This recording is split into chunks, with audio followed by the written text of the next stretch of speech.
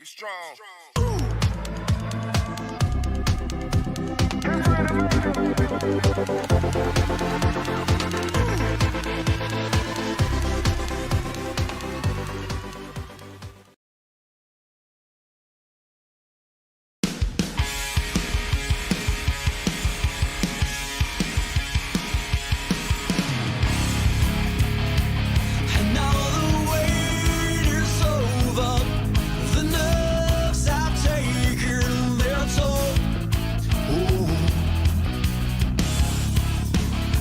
Let go of fear you're holding. The fire smoldering. It's starting all over again. I got a feeling that I ought to know it, burning inside. I got a feeling that I ought to know it, yeah. Every time I grip the wheel, I begin to feel I know what I've been for. A white knuckle ride. You got a fix for me, you know what I need. Oh, it's a breakneck speed. Might as well enjoy the ride. The Great American Speedway, a track that was built back in 1996, has been hosting multiple racing series throughout, and tonight it is doing something that hasn't been done technically since season 1, but something also that has not been done in this series history, and that is hosting the Velocity Online Racing Series. Now, you're like, well, wait a minute, you just said, Chris, they were back in season 1. Yeah, that's kind of true, but they haven't hosted them in throwback liveries, have they?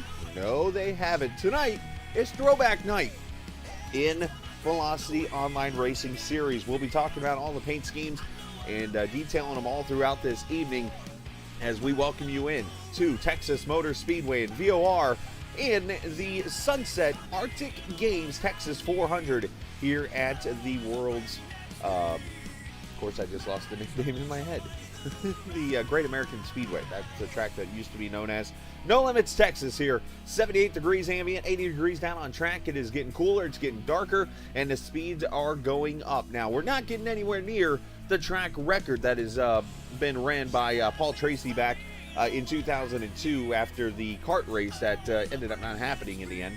But we are going to see some fast speeds in draft racing around this 1.5 mile oval. Let's take a look at the race info for tonight. As you see right there, 167 laps, 250 miles, 400 kilometers. Season 1, Julian Altina won the race. The track record, I mentioned Paul Tracy, 2001, not 2. 22.5. Can you imagine going around a mile and a half track that fast? Speeds of over 240 mile an hour right there. Tonight, the fastest lap we just saw in practice was all of a 23.9. So they are definitely running laps around this track. You see the pit entry over in turn 3 tonight. So we got to be careful and be aware of that. All the way around the apron, they'll have to go to turn number 4, and then of course turn 1 to turn 2.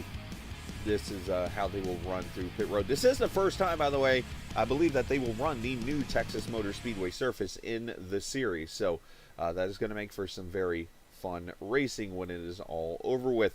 Here is the schedule. As you mentioned, Texas here, May the 8th. We'll take another week off next week and then come back at Road America for round number 6. That is 45 laps on the Grand Prix circuit. That is coming up here on the 22nd of May. So, again, going to be a very fun stretch of races here throughout. So let's go down to the track right now. We'll go over some other stuff here just a little bit, points and things, but qualifying is starting, and we got to see who's going to win the Circle B Diecast Pole Award. And as per usual, we go on the grid, and you'll see the times down there at the bottom. When somebody is across the line and is in purple, that person looks like will win the pole. If it's green, they're running faster. If they're yellow, they're running either slower or matching the speeds of their cars. As Christian Jasper, the 67, going to be the first one across the line. So he'll set fast time here in the benchmark, 24.5 right now. Again, fast time was a 23.98 in practice. Down the back straightaway into turn number 3 and 4.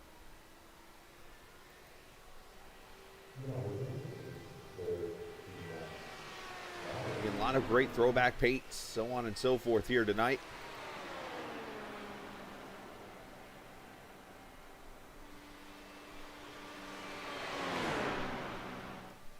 And Jasper 24:31 on his first lap. Jose Vergara goes P2 with a 24:49.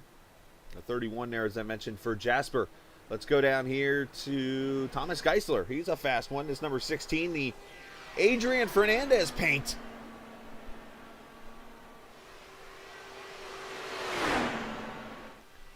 Back straightaway right now, Geisler P2 at a 24:41.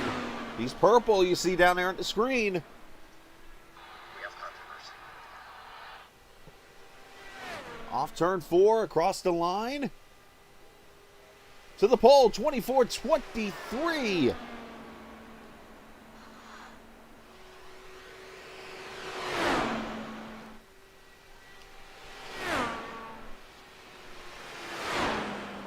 As Antonio Estrada crosses the line, there's an old schooler for you. Little Marlboro colors of Team Penske.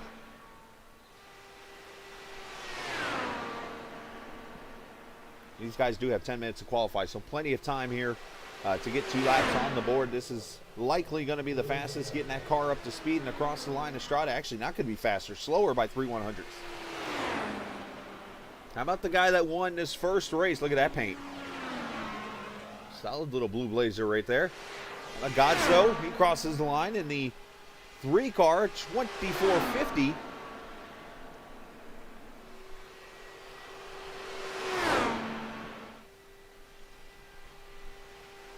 Again, we got all the details tonight. We'll go through all the paint schemes throughout this race. Godso holding wide open through turn 4 and across the line.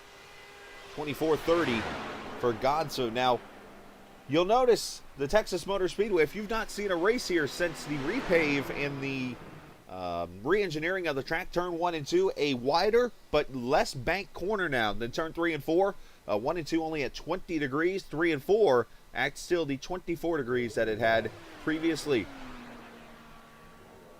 Oscar Fredrickson on the track.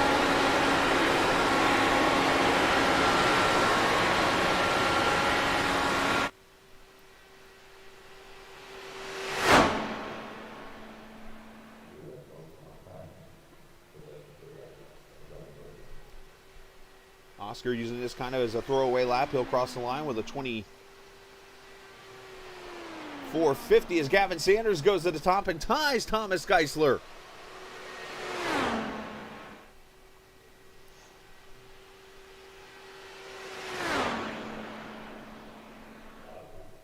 Woodall crossing the line. Now, Julian Alton has run 2 laps and has not registered a time at all. Not sure what's going on with him.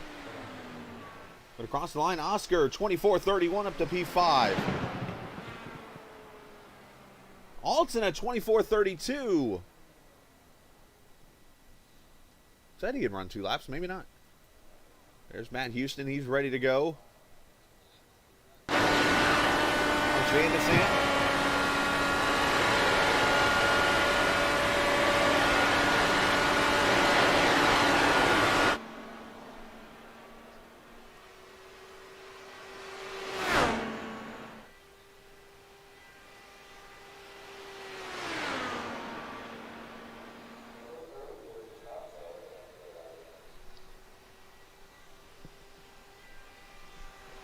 Alex not with a throwback tonight, just running his family's chili paint scheme. The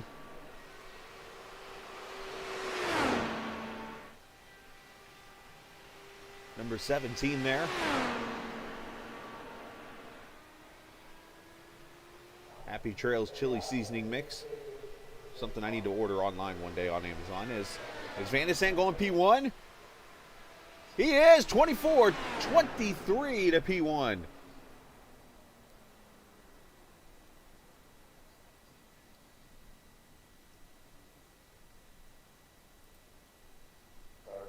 who is left out there on track. We got Christian Alesio right now. Now, there is one huge penalty you are going to see in play this evening that is pretty much going to take this man, unfortunately, out of the race before he even gets into the race. But we have to go back to 2 weeks ago at Phoenix. There was an incident involving Isaac Morris. He was in the wall, and he tried to limp the car around the 1 mile over to get to pit road. And on the back straightaway, was ran over by another car. The stewards decided to penalize Isaac Morris for being too dangerous out on track with the damaged race car, and he is being penalized 5 laps. So if I read that correctly, that happens here at the beginning of this race. So I'll have to check in on that to make sure that happens. But Isaac did suffer a really big penalty when it was all over with from that finish. Isaac Morris we're talking about. There's Isaac, goes 15th with a 24.94.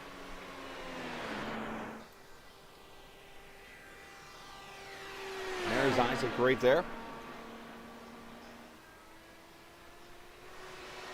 The Echo Blade game, if you go into the information on YouTube here, you can actually get there's a link right there to the Steam page, and you'll be able to go check out the game right there.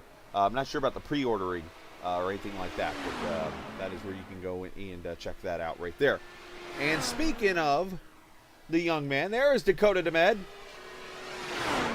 as Matt Houston ties Van de Sant with a 24.23. The young man has created both Echo Blade and a Voltic pistol. Dakota DeMay on track, part of Sunset Arctic Games. The video game designer himself on the back straightaway right now.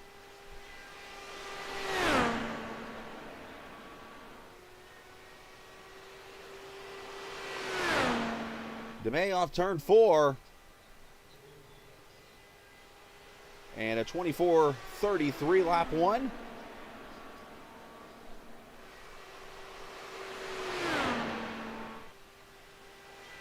Dakota purple as he crosses the back straightaway there. Let's see what he can do into the higher banks of 3 and 4. Running right down to that white line. Oh, he clipped the grass. That might have did him in. No, they counted it 24-24, but it did hurt him.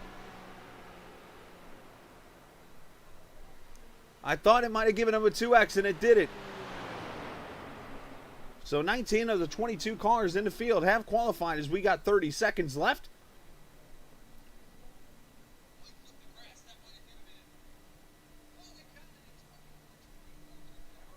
And nobody else is on the track, so we'll go ahead and say it. Congratulations to Alex Van de Sant, the Indy driver, going to win the Circle B Diecast Pole Award. Again, if you could use the word code word there, Foxworth Autosport, you will get a 20% discount on your purchases. Of course, they do deliver only in the U.S. and Canada areas.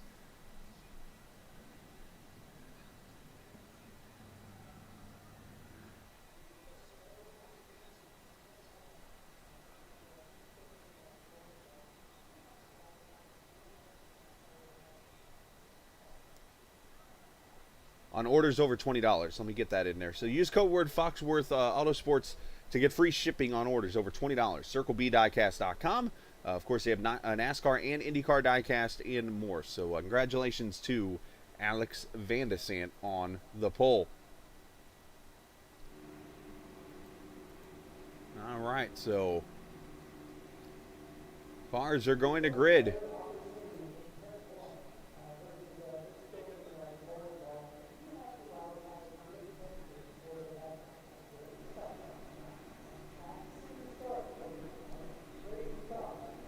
As we take a look at the starting lineup for this Texas Sunset Arctic Games 400 here at the Texas Motor Speedway, Alex Van de Sant, 24.23, wins the pole, tying with Matt Houston for P2. Gavin Sanders, he'll start alongside Thomas Geisler there in the 4th position. Dakota DeMay, as I mentioned, a race sponsor tonight. He'll start alongside Antonio Estrada in the 74 car. Nicholas Sudik in the 87. He'll start alongside Isaac Morris.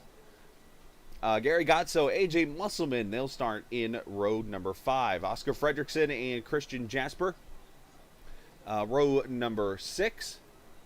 Row number 7, Julian Altena, Ty Richard, Richter, I should say. Christian Alagio and Jose Viguera going to take row number 8. Row 9, Lewis Woodall, Craig Forsyth, James Watson, the Ohio driver, alongside Diego Pereno. Joe Harleman, Anthony Concha, they will take the last row in the field.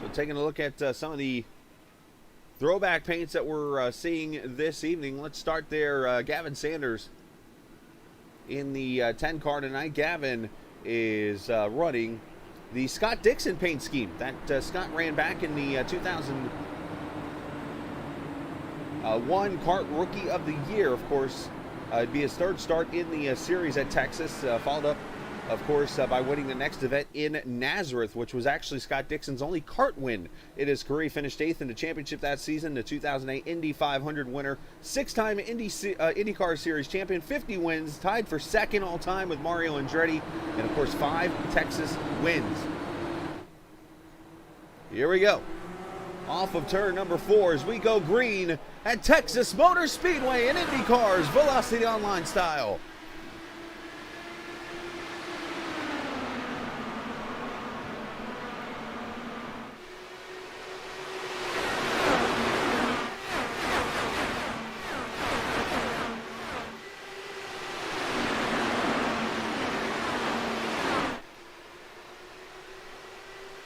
And look at Gavin in that 10 car coming for the lead on lap 1.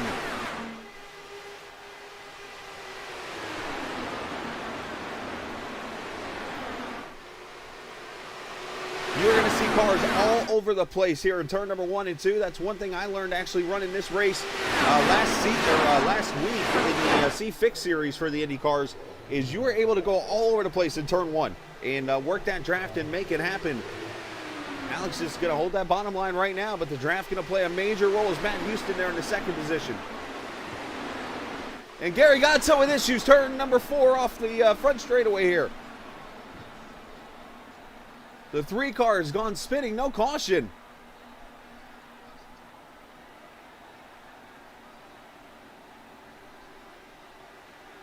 And Gary's going to tow it back to pit road, unfortunately. He's done. As Sanders continuing to try that high line.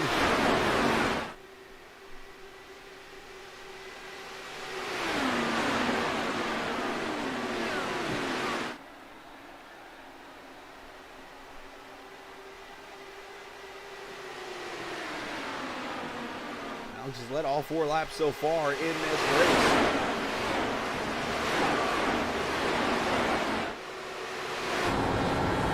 AJ Musselman here in the 54 cars. He rides right here behind the draft of the lead cars.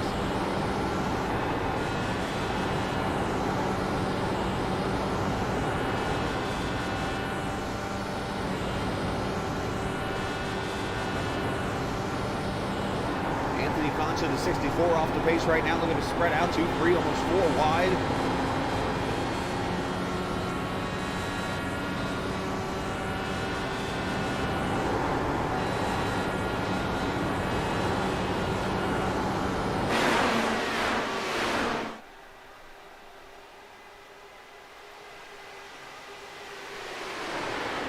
Appreciate all the viewers so far watching tonight. If you're new to the channel, hit that subscribe button. Otherwise, if you're somebody who's a regular on the channel, make sure you share it with some friends, some family members. Get them out here watching also. Some great racing here tonight. A double header, if you will, of tonight, as Houston had to get out of the throttle a little bit.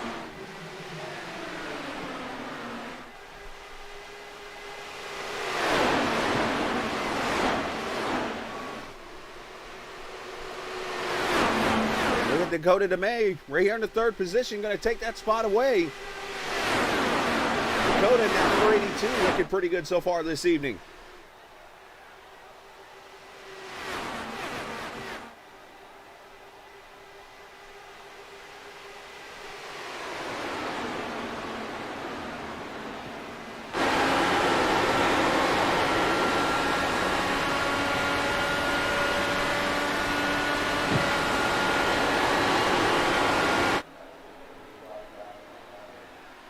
You see Dakota there in that car.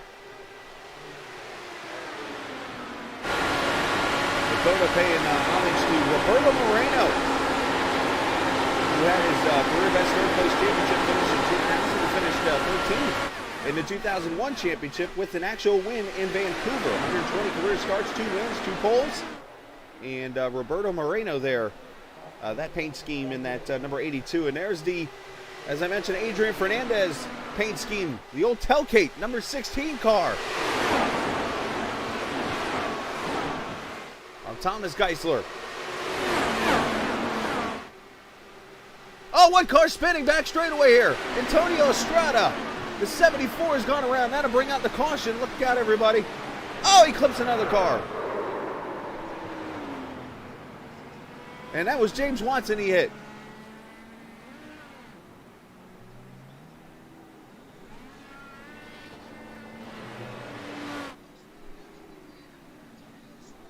Well, first caution out here, lap number 12 of this Texas Sunset Arctic Games. And Matt Houston just wrecked over in turn 2.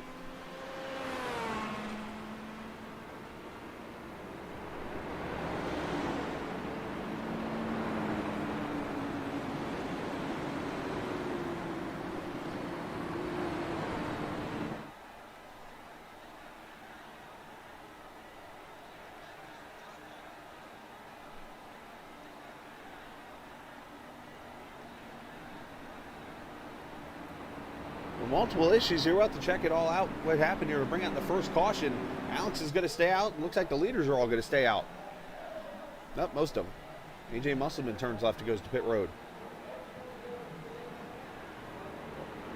Let's see what happens. The wreck starts when Antonio Estrada off turn 2. That snap loose maybe potentially for this 74 car. Oh yeah, he gets loose right there and it comes around and he is going to nail that inside wall. He's doing okay. All the cars try to scatter.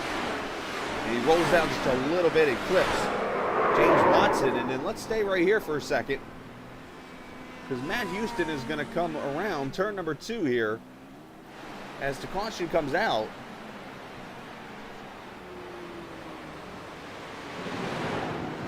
And he locks, oh wow, I think he goes to check up from the leader. And into the wall he goes.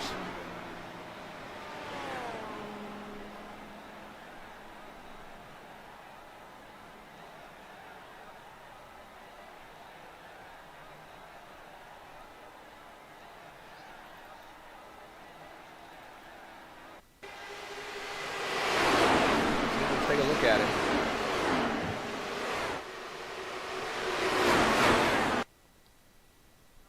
And he gets loose right there and is trying to go catch it and unable to do so, and around he goes in turn number 1. Now, taking a look here really quickly.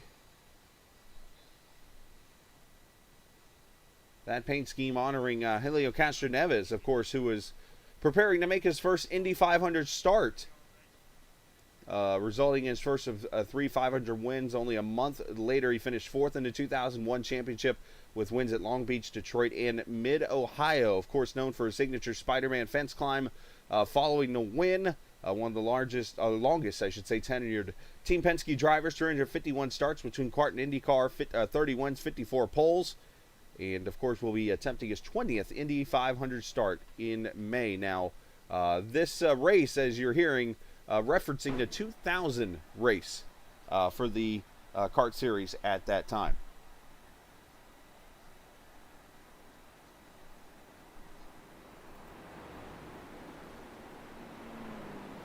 Appreciate Gary Godso, by the way. He sent me all this information on these drivers tonight.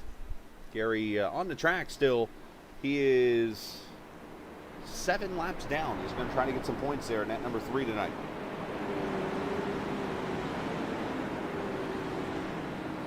Now, interesting development here, and I wonder how this is going to get called, as AJ Musselman came to pit road off turn 4. The rules, I believe, say you have to do it off turn 3, and you see Alex down here on the apron right now. See if that's being done. That's actually being done purposely. I didn't know if he was coming to pit road or not there. So either way, should get one to go this time by and wrap up this first caution of the night.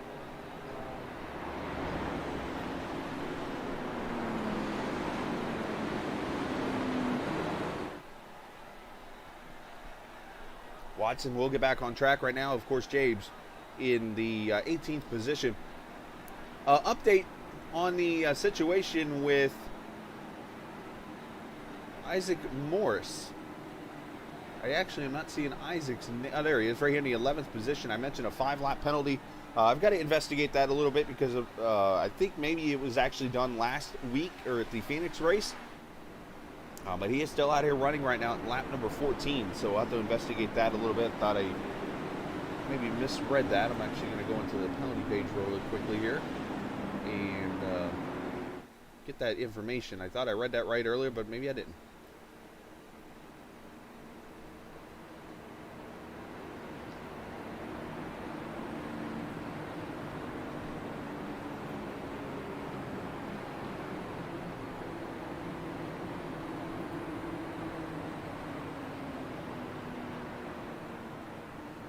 So I'm looking at right now.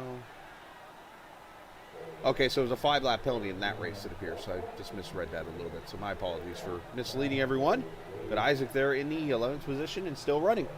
As single file restarts, as always, in IndyCar, we go back racing. Lap number 12 or lap 16. Here we go.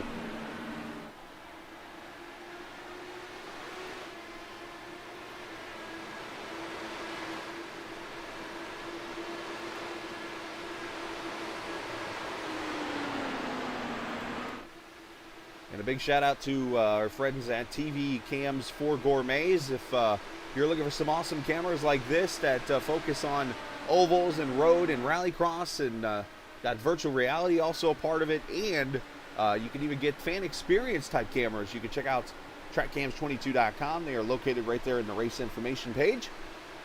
But they are supplying the cameras for tonight and a majority of the Captain TV broadcast.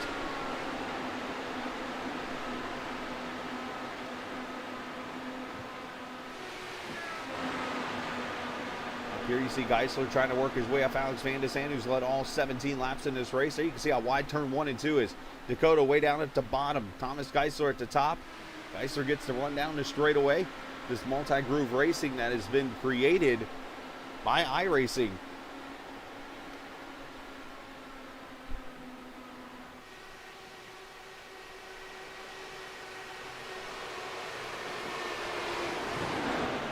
The turn 1, almost 3 wide back there. There's Nicholas Sadiq back there in the 87 trying to make a move up here in the top 5. Apologize, it's actually Gavin. Nicholas is back there. As to the top side, here comes Geisler for the lead. Oh, trickiness with the lap car there. The 64 of Anthony Concha does a good job staying out of everybody's way.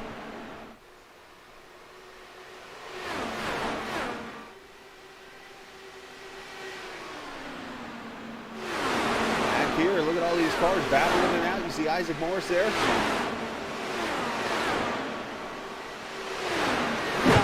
Oh, one car's climbing a wall.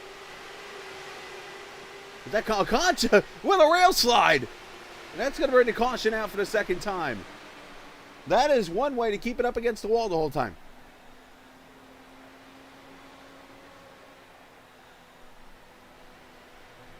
And second caution out, lap 21.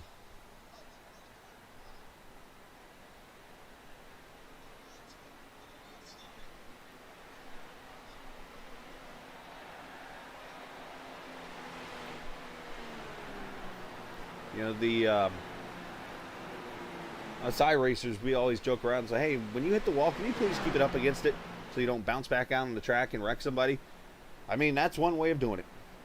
What Anthony just did. Just climb it.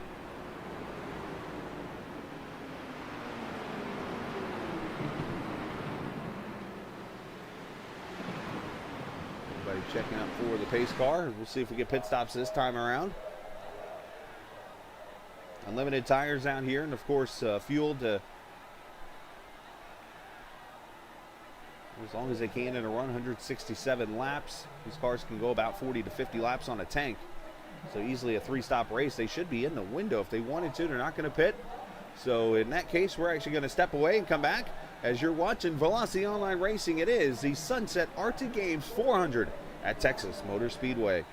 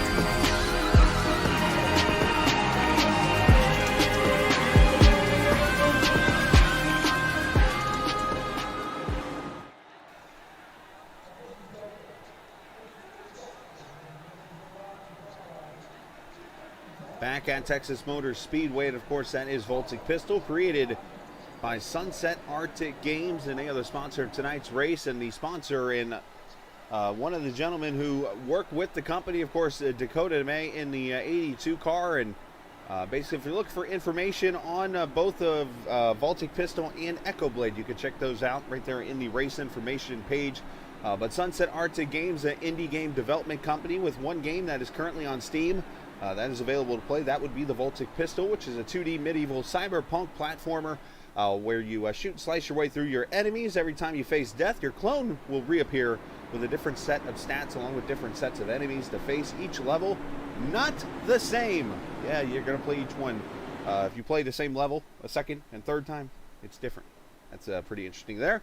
And of course, Echo Blade going to be released in the summertime. So we're looking forward to seeing both those games from Dakota DeMay, who has done a great job with Sunset Arctic Games.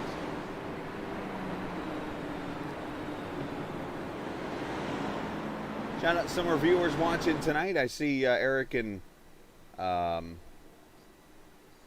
don't even know how you'd pronounce that. Is it Miki Wib or something like that? But they're having a good old time with the game.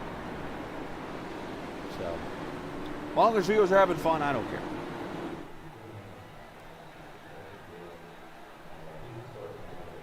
But I do see 10 in the stream. Again, if you're new to the channel, hit that subscribe button. We're down to 15 subscribers away from the precious 400.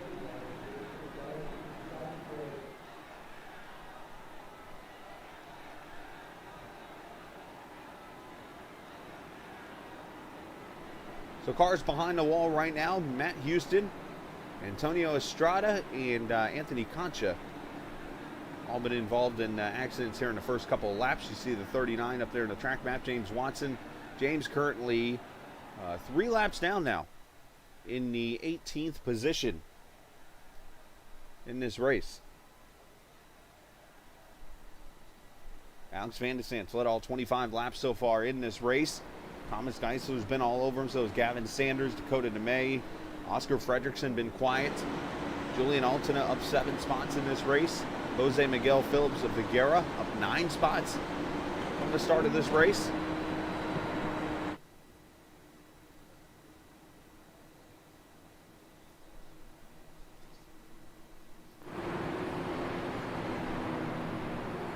As Alex going to lead him back to the green flag here. Lap number 25, that Happy Trails Chili Mix, number 17.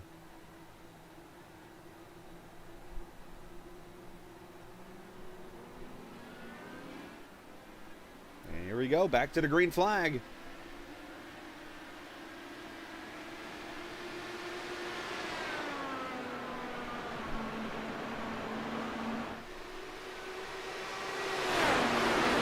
Field kind of spread out here a little bit. Had a few cars come to pit road there. Craig Forsyth, Nicholas Sudi came to pit road. Christian Alagio, Lewis Woodall, Diego Pereno, Joe Harleman all came to pit road there and made stops under that second caution, lap number 25.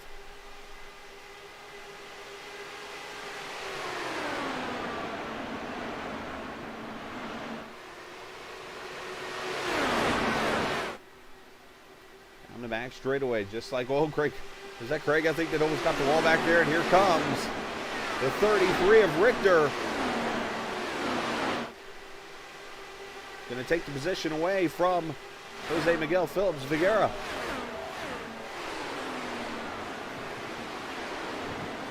We'll keep an eye on these guys here with the fresh tires back here. This is the Taco Bell number 87. This is the helmet cam. The helmet, we are actually inside the helmet where this is set up right now with Nicholas Sudi.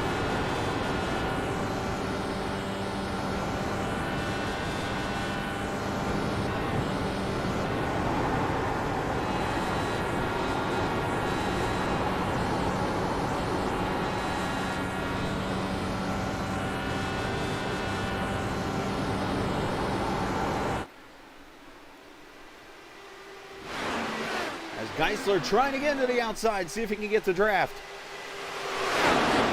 Sanders not really running with him, but Dakota DeMay jumps up to the top. Julian Olsen up to the top 5. Julian in that 31 car, I think, is going to be making his debut tonight in the next race that you're going to see on Captain TV, and that is at Michigan Speedway, part of the, wait for it, Sunset Arctic Games Grand National Series. That is why it's the Sunset Arctic Games doubleheader you're going to see tonight. Michigan Speedway in the Xfinity cars. You will see Drew Julian going to make his debut there at Michigan this evening in that series also. So he's going to be on a plane flying really quickly up to Brooklyn, Michigan for that race. Now Julian is running a paint scheme tribute to Sarah Fisher. She, of course, finished 18th and 25th in 2 IndyCar races at Texas in 2001. She had her best career finish at Homestead to start that season. Also finished 19th in the championship. She was, in 2002, had the best start at Indianapolis, a 9th, and best finish is 17th in 09. She was voted most popular driver 3 years in a row from 2000 to 2002. And, of course, later became a team owner and collected her first win at Kentucky with co-owner Ed Carpenter.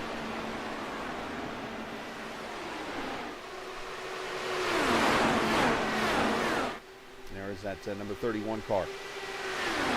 Running in the 5th position right now as this battle for the lead is fierce. Geisler putting all types of pressure on the back of that 17.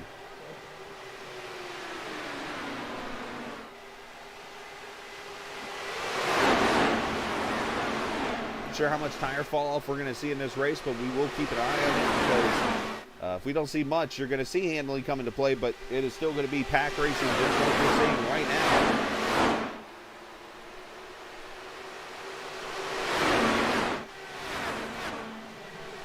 For Geisler, is this frustrating that you're sitting on the outside like this trying to make moves, or is it fun?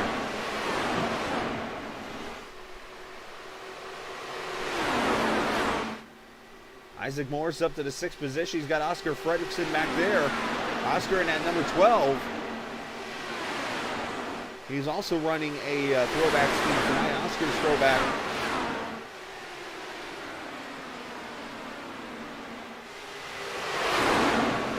Quickly goes back to Kenny Breck. Kenny, unfortunately, his biggest news here at Texas Motor Speedway is not going to come from winning or anything like that. Of course, Kenny, 1999 Indy 500 champion, drove for AJ Foyt. He moved from IRL to kart in 2000 with Team Rahal. Was the Rookie of the Year that season. Finished 2nd in the 2001 championship with 4 wins, including Motegi, Milwaukee, Chicago, which at that time was a short track, if I remember correctly, in Euro Speedway in Germany. Came back to IRL and suffered a near career-ending wreck. It was at that corner right there, turn 2 here at Texas Motor Speedway, where he went up into the fence and that car disintegrated. One of the more vicious wrecks we've seen in IndyCar, but he did return in 2005, where he did have the fastest qualification for the Indy 500 in 2005. However, it was not a pole because it was not a first day qualifying lap.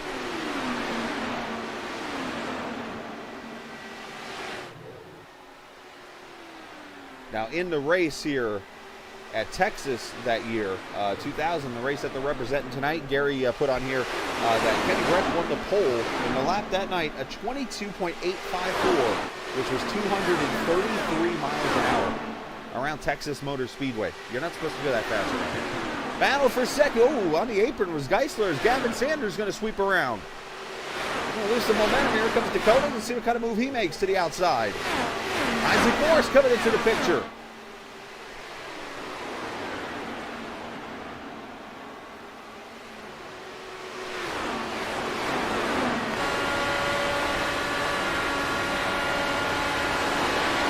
This field pretty much separated back into two different packs right now. Here's your second pack being led by Nicholas Sadiq. Craig Forsyth is always running his own throwback that he runs every week. This is the Greg Moore players paint scheme. As he's going to get passed by the 23 Jose Miguel Phillips Viguera. Craig, a Canadian driver who always pays homage to Greg Moore and that players team. Of course, back then also Paul Tracy drove for that team, and who else has driven for that team? Patrick Carpentier, just to name a couple other drivers there. Alex Van de Sande led every lap so far in this Texas Sunset Arctic Games 400.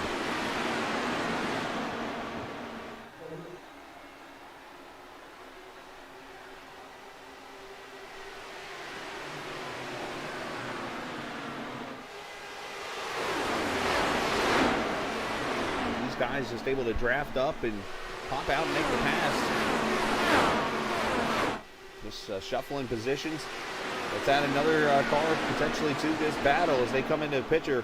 Thai Richter, the 8th place position here. Thai in that number 33. Didn't see, is he on the list here there? There's a few schemes that weren't on the track tonight, so I'm just trying to make sure I don't get against him. Doesn't look like he's on it. So, but that cool looking livery there on that car.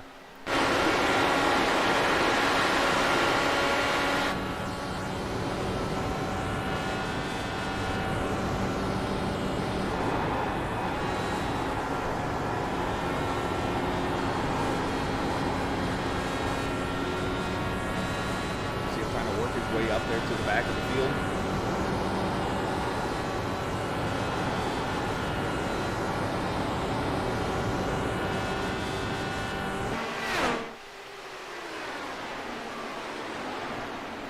See Sanders continuing to try to get that lead. Him and these guys have tried forever and a day to get that pass. You see him kind of separating out now, so I think the handling now starting to come into play a little bit here. As Isaac Morris is falling about a second back, so Dakota really hard to the back here in the 9th position, or in the 6th position, I should say, falling back about almost 2 seconds to the leader.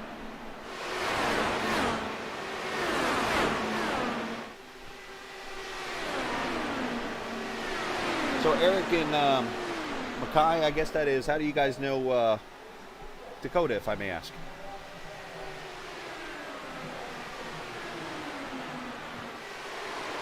We got that battle going on, and then these guys back here in this second pack that sit about 8 seconds off the lead.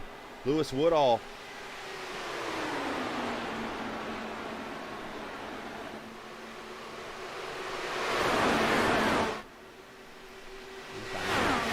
About 5 or 6 cars all the way back to Christian Allegio in the 15th position right now. But we should see green flag pit stop here very shortly in this race.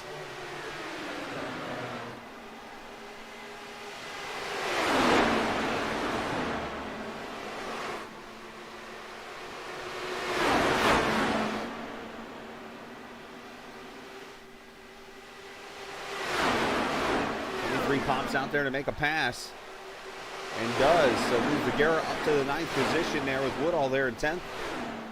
So just passing everywhere out here, but Alex Van de Sande continuing to lead. And there's Isaac Morris and Dakota and Julian. Ah, gotcha. Okay, so you worked with him. I was just curious. He guys have done a phenomenal job with those games. So congratulations on what you guys have worked on with him. Dakota's a bright young man, and I know you guys probably are. Oh, caution's out. I was going to say you guys are bright. Obviously, to be able to make video games like that. That's cool. Diego Moreno's the caution. He has wrecked it. Oh, the cool Team Cool Green.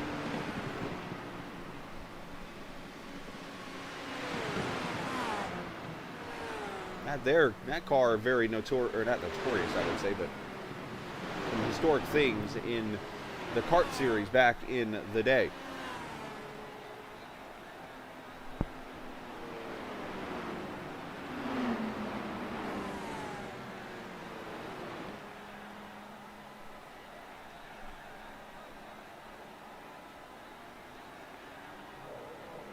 Looking.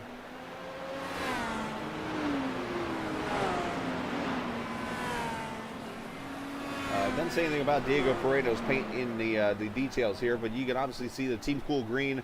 That is a old paint scheme from the Paul Tracy days. Who else ran that scheme? Was D'Amata part of that team, I think, at one point? Christian D'Amata? I'll have to check with...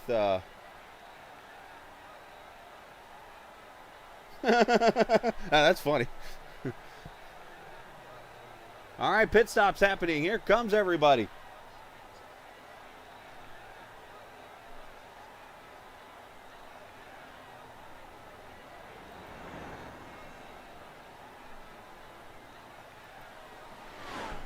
Now, you won't see the pit crew go to work here, but you'll see the car lift up there. Tires and fuel for everybody.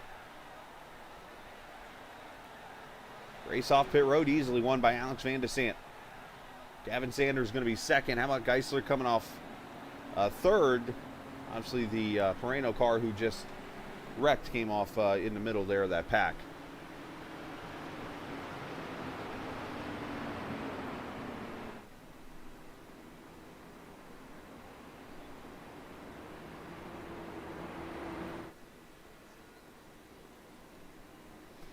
So let's see. It looks like maybe James Watson going to get a wave around here as he is in front and the leader. So is Gary Godso.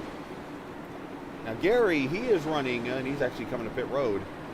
Gary, the one to put this cheat sheet together for me, and I appreciate Gary for doing that for me. Running a paint scheme of Michael Andretti's. Of course, Michael in that 2000 race finished third in the 2001 championship. Had the one win at the Molson Indy in Toronto.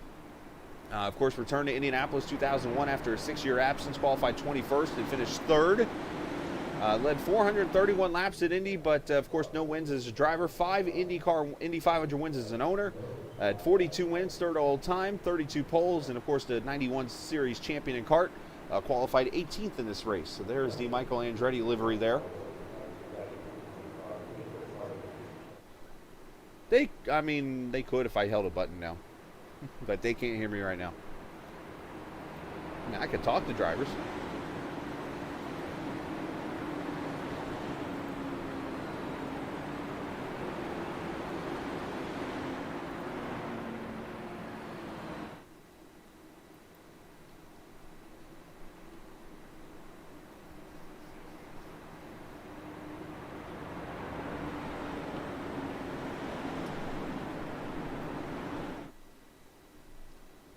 Third caution out here in this race.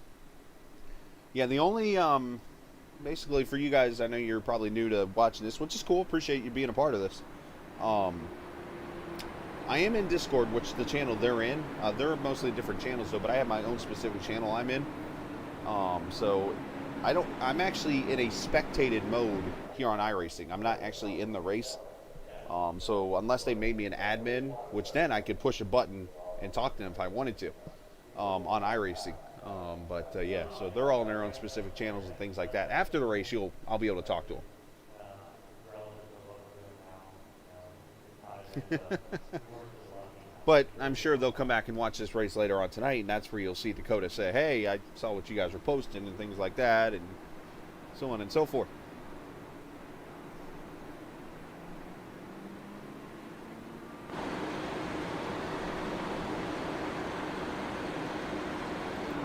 Now, there is a chance that Dakota has to stream on another monitor.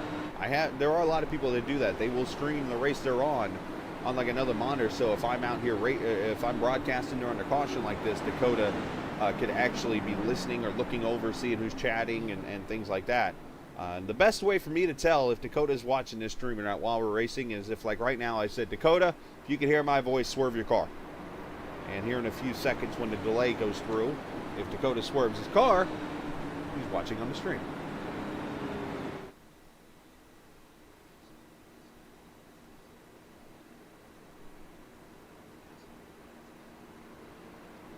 I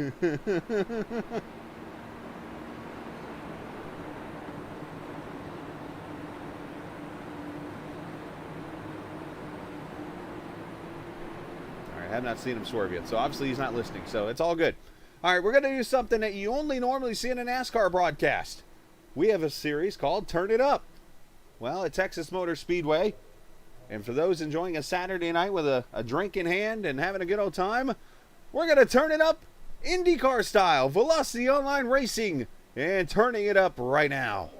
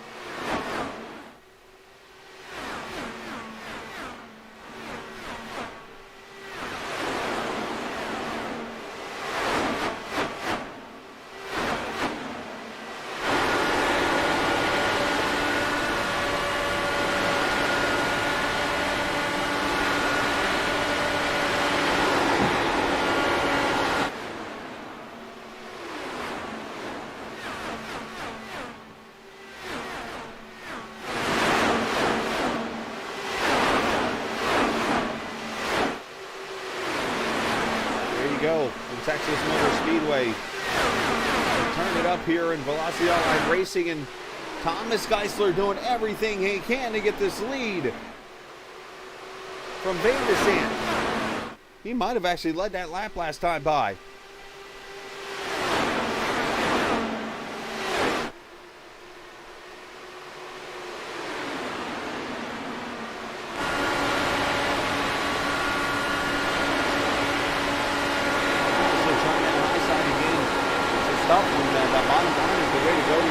Open around here. I mean, eventually in the long run, if he saves his tires enough, look at Alex throwing a little defensive move there on Thomas. Down in turn 3. A little Pruitt fade on an oval.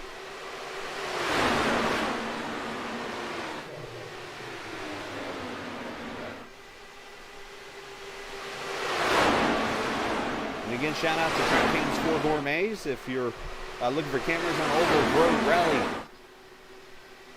VR experiences, not to mention fan packages and more. You can go to trackcams22.com. Their website link right there in the race info page in the YouTube channel. As As we are just about 100 miles into this Texas Sunset Arctic Games 400 under the lights here. No Limits Texas, as these guys have been just fighting and doing everything they can to get track position. You got your top 11 drivers all within 2.5 seconds of the leaders. Geisler is going to lead that lap this time by. Can he get the run through the corner here to get the lead? He's on the outside. He's got the run.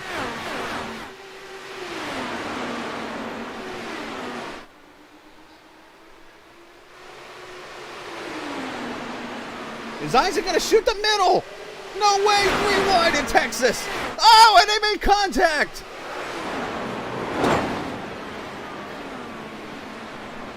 Geisler into Julian.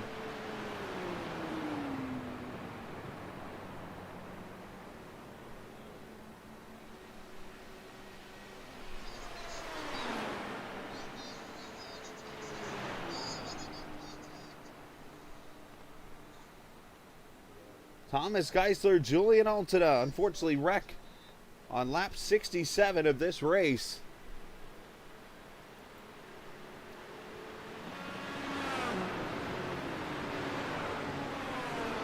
And Isaac actually going to get the lead.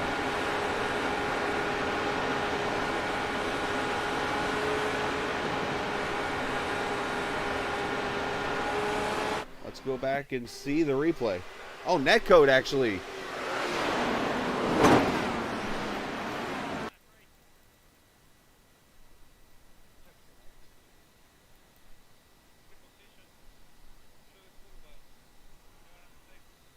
Actually, netcode in the end here. Now, are they going to touch there? Maybe. But there is some big netcode. And Julian nowhere to go.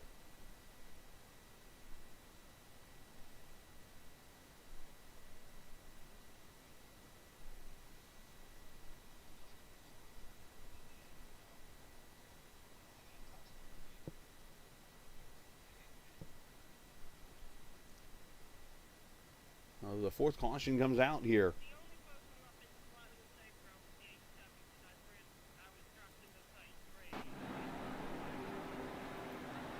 So caution out.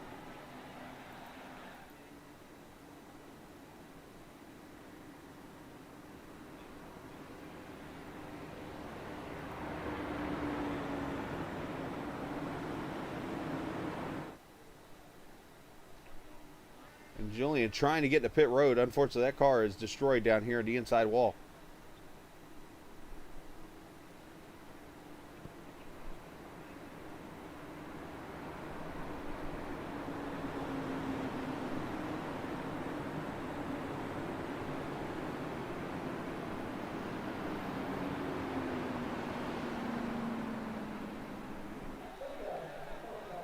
Well, less than 100 laps to go in this race.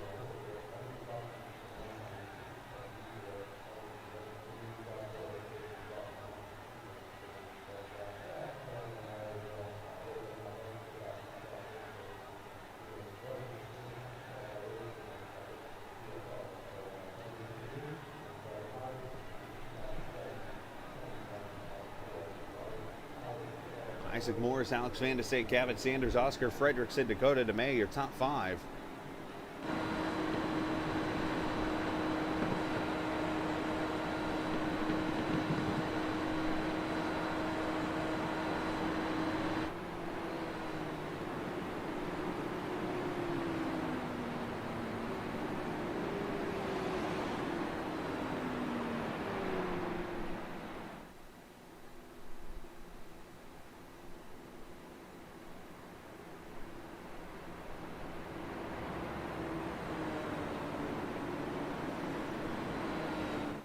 So just past the 100-mile mark in this 250-mile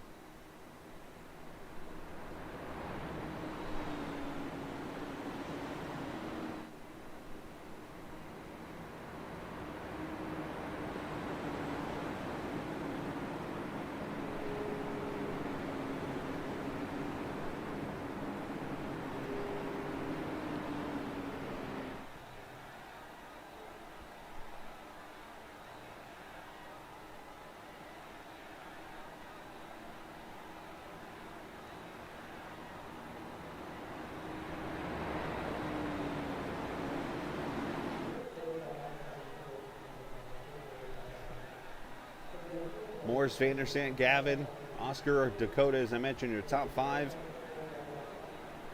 Unfortunately, you got some cars that have been taken out in some wrecks here.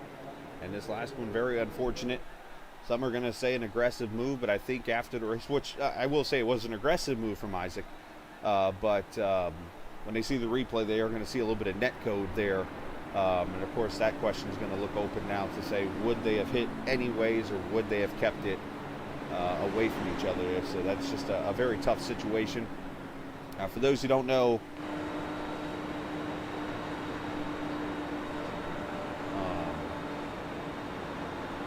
when you, sorry, just lost my train of thought here for a second.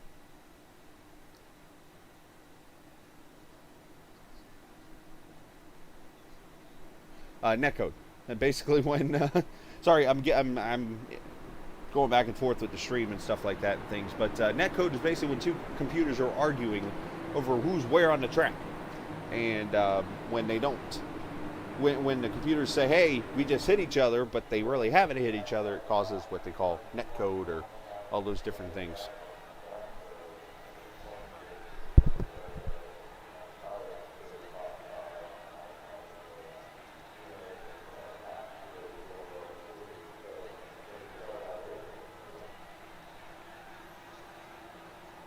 As we go back to the green, Isaac Moore is going to lead this race.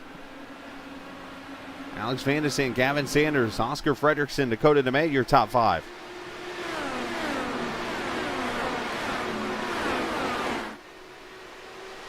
Sudik up to 6th, Ive Richter, Lewis Woodall, Jose Miguel, Phillips Vigera, Christian Jasper, Craig Forsyth, Christian Alejo, AJ Musselman, your top 13. Those cars all on the lead lap here.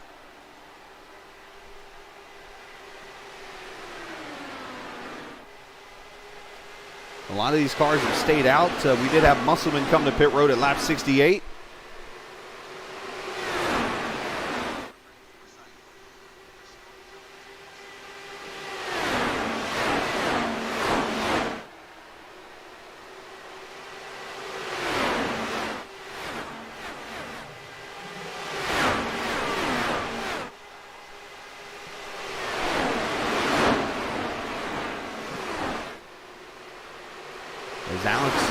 Trying to work that high line there on Gavin Sanders. Here comes Oscar, who's just kind of been laying back in that number 12 throughout the night.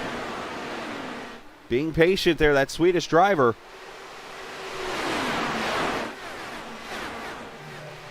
This race going to get kind of stretched out now.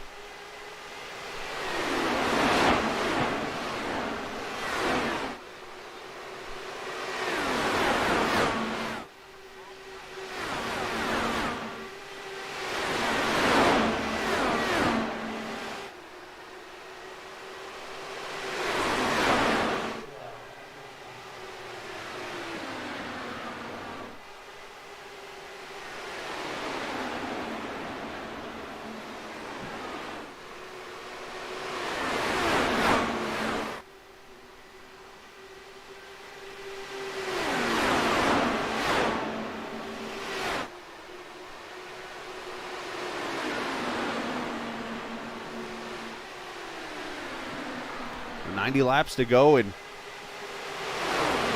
you see Isaac now has, or Alex Van der Sant, I should say, has fallen back to the 4th position into the clutches of Nicholas Sudik there. And Dakota shuts the door on Gavin, and he's going to try his turn at the lead. He's got the draft. Here he comes, high side. At the line, Isaac leads it barely.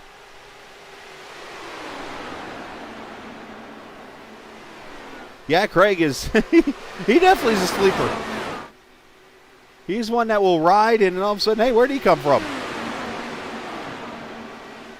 But the thing is, I think we're going to see a lot more.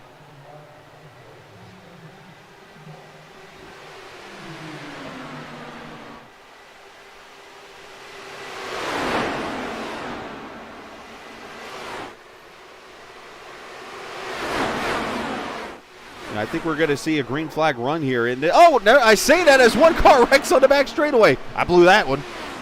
Something told me not to say it, and I did. And Ty Richter wrecks off turn 2. Brings out the 5th caution. Thigh, don't even try. It's done.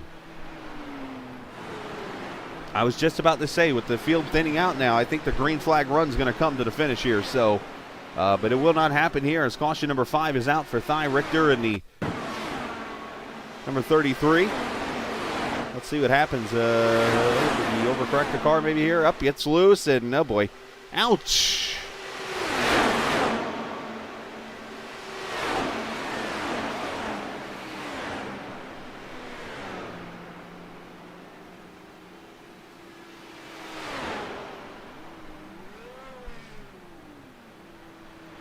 So solo car spin here at lap number 80 brings out the 5th caution. Let's see what the leaders do this time by.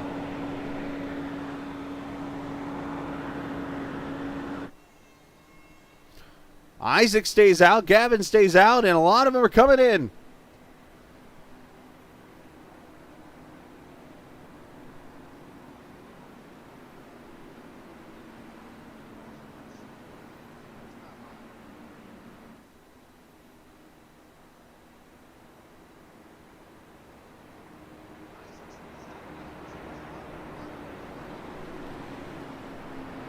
See what everybody has here. 4 tires, fuel, and you see Geisler still getting his car worked on. Dakota's actually going to race off pit road. But it looks like we have about 5 cars that have stayed out after this 5th caution. We'll return to the Texas Motor Speedway as you're watching the Texas Sunset Arctic Games 400 on Captain TV.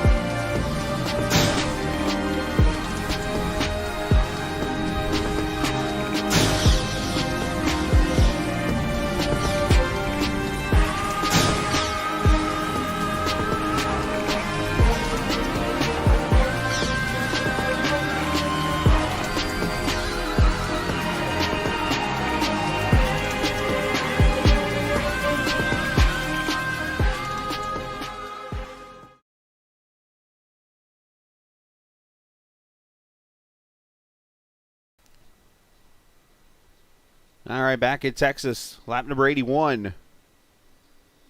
Julian Alton making a comment there in the chat. Unfortunately, with his luck, he did get that win at Phoenix last week, but unfortunately on the big tracks, he has struggled a ton this season.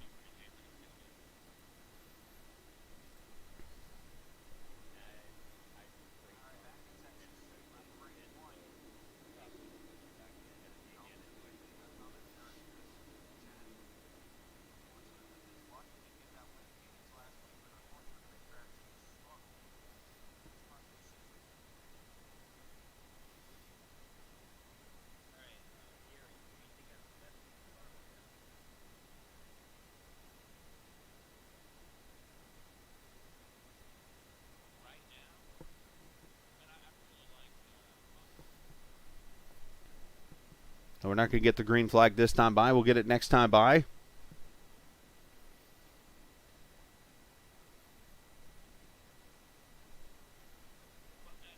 Pace car lights are off. They're kind of chatting a little bit. They're actually asking Gary Gotso, who's in the race right now. Gary is 16th right now. Still 8 laps down. Gary's talking about Oscar's paint scheme being a favorite. Matter of fact, let's see. We'll listen to it a little bit here. Actually, I hit the wrong button. See if you can hear some of the chat going on in the race. Of course, they're going to... I think Craig's car is the best. But he runs it every week anyway. This is a completely different car than my normal car. Completely different. And Matt Houston, who's still in the race here, unfortunately out.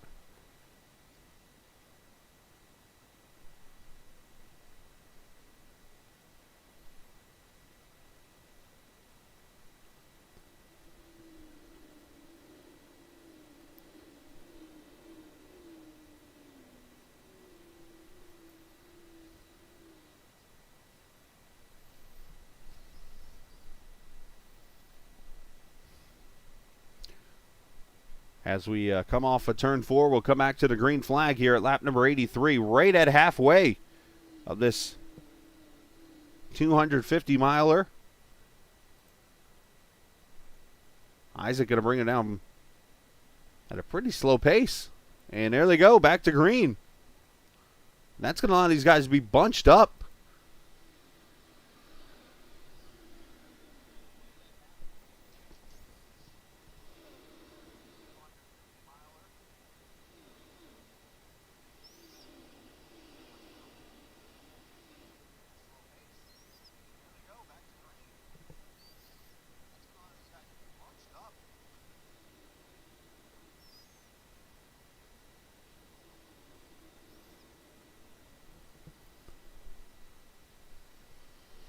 See them all separating out 3-4 wide throughout the pack. How about 5th place here? Jose Miguel Phillips Viguera.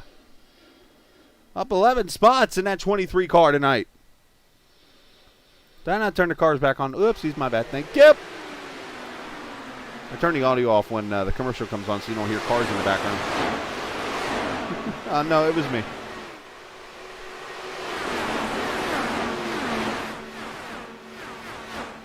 Car kind of smacked the wall there. I saw a spark.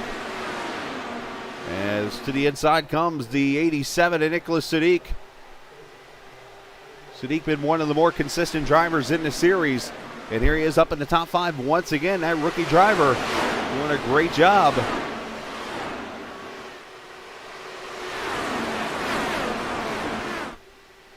So let's see if these guys just get into a rhythm here and run some laps here. We're down to 80 to go already.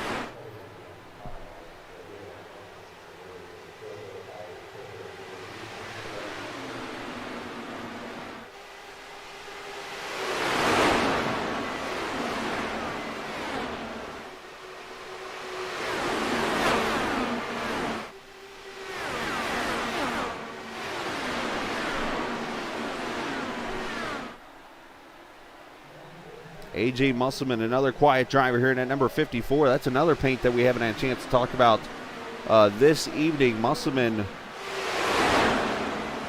is running.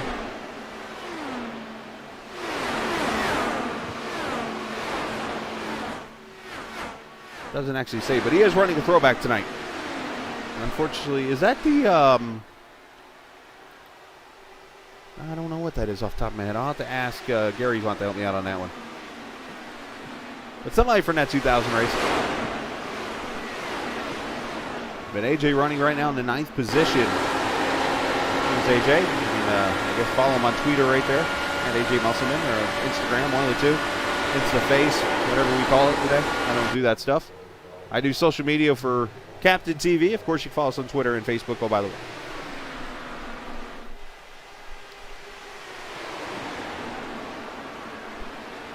Lap times around here, 24 seconds. Speeds of over 215 miles an hour as Oscar looks underneath. Dakota DeMay takes the position away. Alex Van de Sande hovering around right there in the 5th position.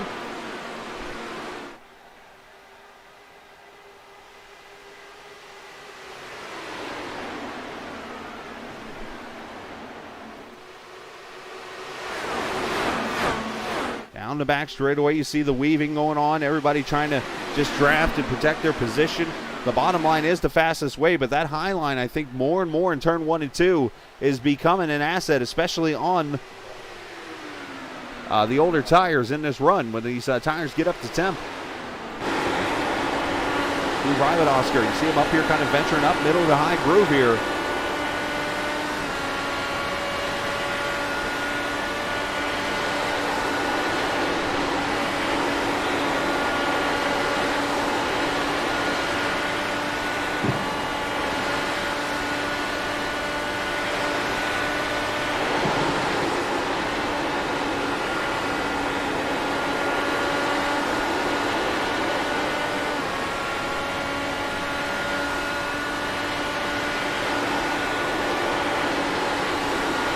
this was actually one of the funner races that I ran last week, in a couple of races that I run each week.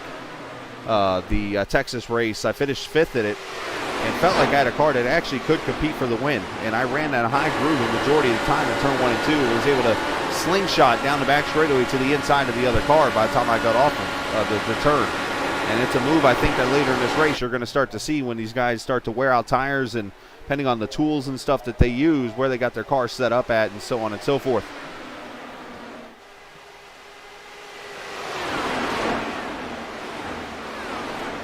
As Isaac Morris continuing to lead, there's Gavin to the outside with Alex Van de Sande also there. Dakota drops to the bottom.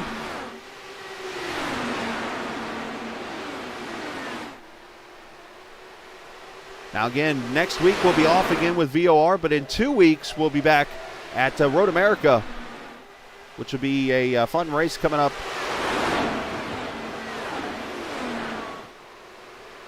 on Saturday in 2 weeks on the 22nd of May as we get ready for the Indianapolis 500 here in the month of May. The actual Indy 500, by the way.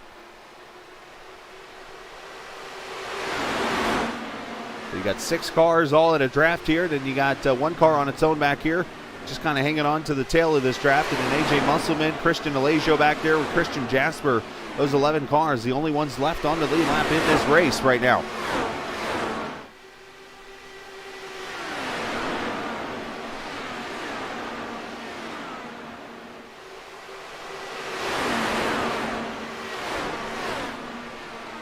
Could you imagine if they had like Mario Kart tools in this?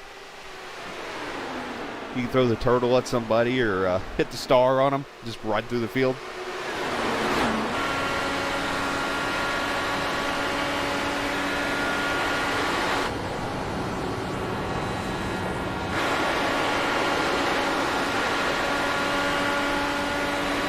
All the hounds right here ready to pounce on Isaac.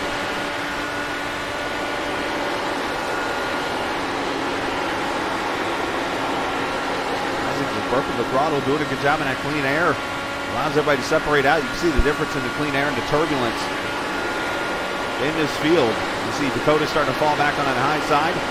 Here comes the 10 of Gavin Sanders. Isaac Morris leading. Alex Van de Sande there in 3rd. You mentioned Forsyth. Yep, he's up to the 7th spot, and he is in this pack. Right there, that blue and white car inside of Dakota.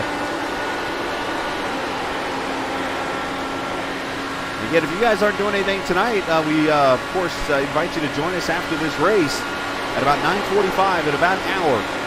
We'll be live for USRC Racing from Michigan Speedway, the Sunset Arctic Games Grand National Series.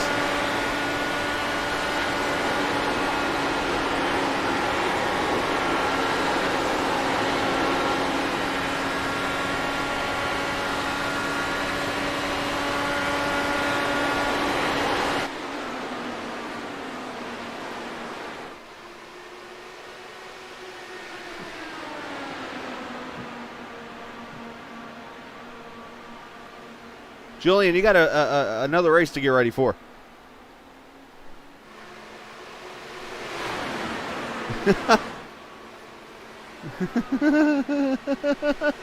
Well, let me turn your microphone on here because nobody can hear you. Julian, you had a tough break there, and I don't know if you've had a chance to review the accident, but looked like a good portion of net code involved in that. But is that something that too aggressive maybe at that point, or is that just part of this racing what it produces? He had a run, he had to go for it. Well, I was behind the top two really caused the incident. They were going 3 wide ahead into turn 1, and like you said, there was some net code there, so it was an unfortunate incident. My first glance at the incident is it is. Was it necessary to race that high? I personally don't. It is what happened, and it is. So.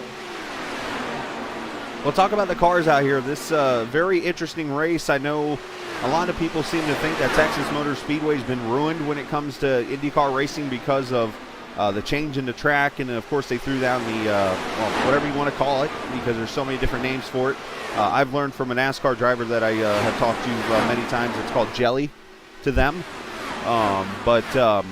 obviously you're still getting this 2-3 wide racing But turn 1, they're getting kind of spread out, but otherwise it's more of this single file kind of a train you draft up into turn 1 maybe to try to make a pass.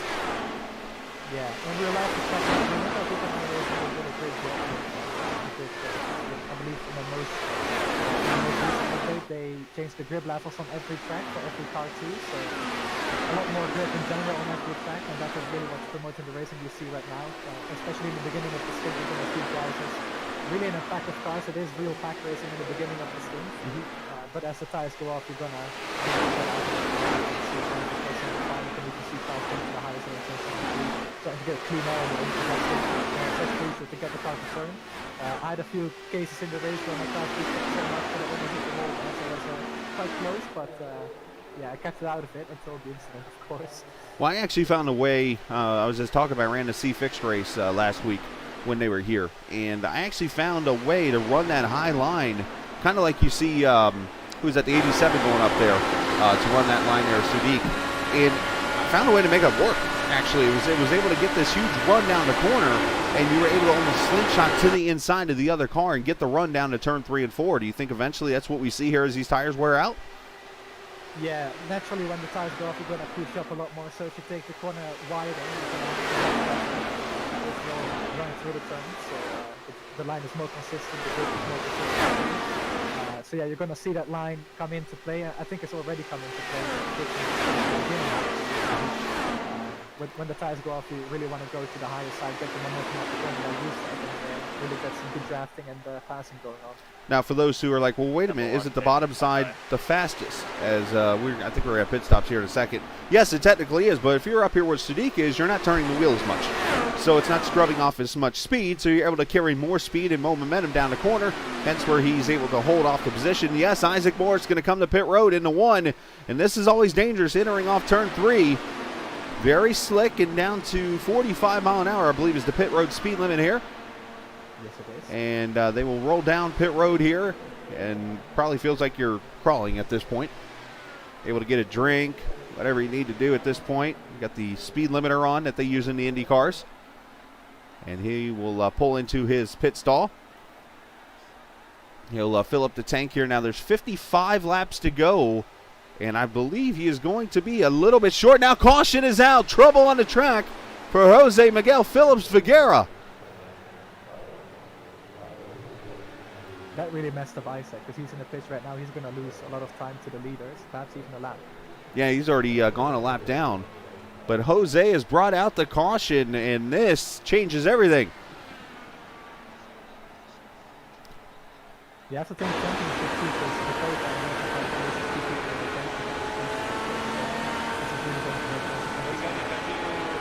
Yeah, that is going to be a very interesting situation points-wise. You mentioned there's only 4 races left after tonight. And one thing you don't want to do, especially when you're in a situation where you're splitting up the races. You had Phoenix 2 weeks ago. You have tonight, and then you have another 2 weeks before the next race at Road America. You got to be very careful because you do not want to sit there for 2 weeks and be like, what could have been?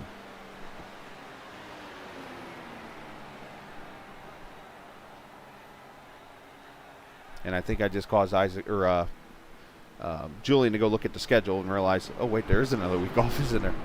No, I'm just looking at the standings to see where the people are, and I just want to correct myself. Dakota's actually 6th in the points. Oh. Isaac's nearest rival is Shane Coogan with 1 point difference, and I don't think Shane is here. No, he's definitely not here tonight. He left a message at the beep. 2001 throwback, right? Right. So let's see what happened to Jose real quickly here. Turn 1 on the back straight a little way. It looks like it's going to happen turn 3. Let me share my screen with you so you can see what I'm looking at here, Julian. And we'll get that. Oh, he was coming to pit road and coming a little too fast, I'd say. Yeah, very easy to do. When you enter the pitch, you ideally want to set the bars to 6-1 to generate the most understeer in the car. Then also go to a negative number on the weight jacker. In clean air and in the dirty air, you're running around -8 already. So I would say go around -20 entering the pits at full speed, but maybe Jose forgot to do that, or just didn't know that he should have done that. And yeah, of course, when you go into the corner like that, of course the surface on the apron is flat, so you're gonna easily spin out the car with the Speedway aero kit that you have on these cars. little to no downforce you have on the car, so it's easy to spin out, and if you don't have the right car settings, you're gonna spin out in no time. That's kind of funny you say go 6-1 on the bars. I run 6-1 on the norm, it seems like, in these cars, because I don't know, it just seems comfortable to me. But you know, of course, I was running that too. yeah. See, and you know what? And I'll go ahead and share it. When I ran this track in the race, I ran 6-1, and I think I was at +4 the majority of the run, especially in the pack. I don't know, like, with the setup difference here, what you guys are running. Obviously, you don't have to share that, but I will go ahead and share. That's what I was running, and it was very comfortable to me. And usually, I've learned from drivers to go 6-1 and go +10 to start, just to have a base. And when I came off I went into turn 3 and the thing just spun around. I'm like, okay, I got to go down. But yeah, I won't tell you the exact details of the setup, but I can assure you that we weren't running +10 on the way jacker at all. somewhere between 1 and 10 he was running. So Well, not that, no. now I will say at certain tracks that was +10, and it worked out pretty decently. But we'll have to see. I haven't had a chance to run. I'm actually probably, depending on how I feel at the end of the other broadcast, we will. I might end up running the C-Fix race tonight. I have not had a chance to run this week, and I've actually run every race so far during this was it second season of iRacing for 2021. So, hey, let's take a look at this. AJ Musselman, and you might be able to help me out with this. I was trying to figure this one out, and Gary made a cheat sheet for me. What is this throwback livery to AJ's running? Because I don't have that in the notes. Yeah, I think I have the same notes as you have. Oh, so you don't know either. Yeah. Thanks, Gary. You had one job. Anyways. Very difficult to keep up with everything. Wait, I don't really blame him. Gary knows everything. That's one thing I've learned about Gary. He will find me everything I need to know. You know what I could do is go look up the 2000 Texas race real quick and get the answer. Might be a bad idea. Do that as well, yeah. Yeah, let's see. As he comes to pit road now, which this could be an interesting strategy, Julian. Can he go 51 laps? If you save fuel behind the draft, yes, but I think because people have become really aggressive halfway into the race already, I think there's going to be another yellow, so you don't really need to save fuel. I'm going to disagree with you a little bit on that one, because I feel that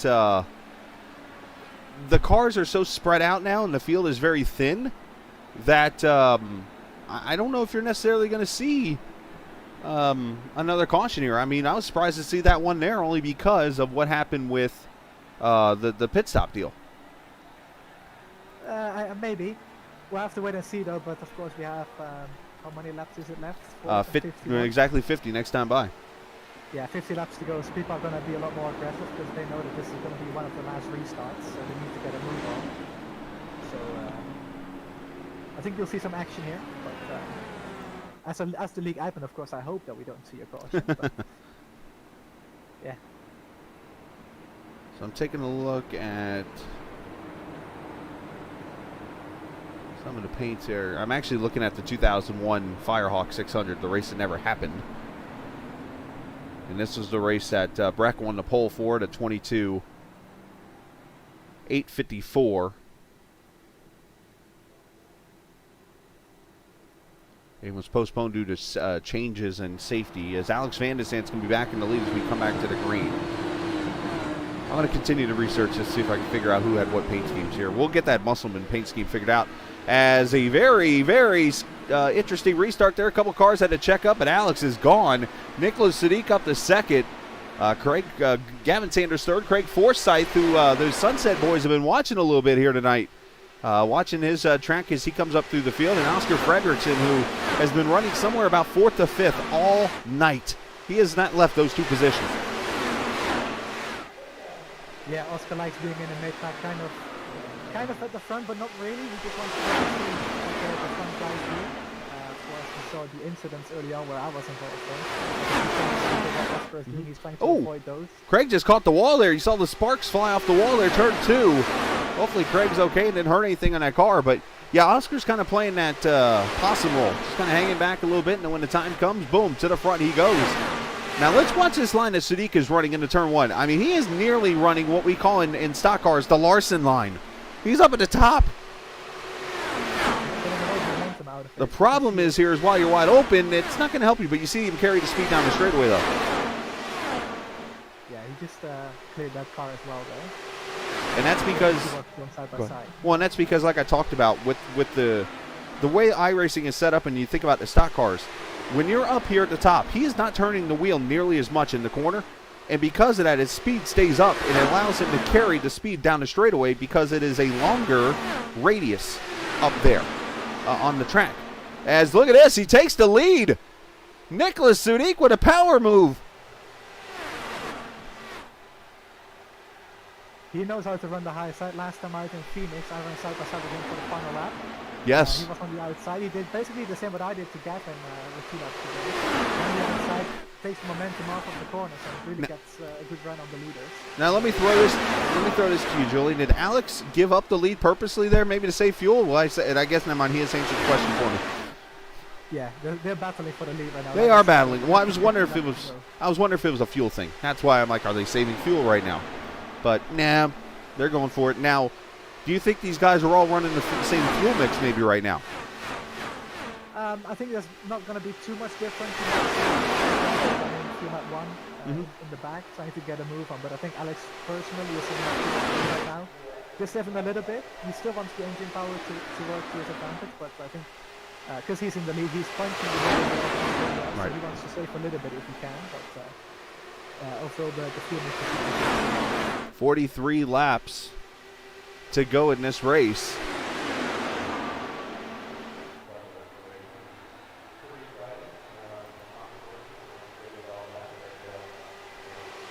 See Isaac working on Jose Miguel in the back for P9. Just back. Get off my screen. Actually, just doing something here really quickly as we talk. And yeah, just great fighting all the way around this track.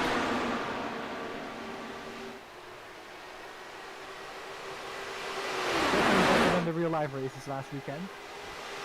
Oh, well, I mean, it is what it is. I mean, you can only control so much in those kind of deals, you know.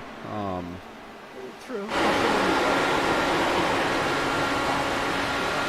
It just unfortunately, you had a very slick track, especially once you got out of the groove, and it's something that unfortunately was out of their control. Yeah, we saw Will Power run up in the PJ1 there, and completely killed the front suspension of the car. The old, he said PJ1. There you go. That's the proper name of this stuff. Is PJ1. The thing is, I know the name, but what was PJ1 even? I don't even know what it stands for, to be honest with you. I really don't know. We're all in the same boat there.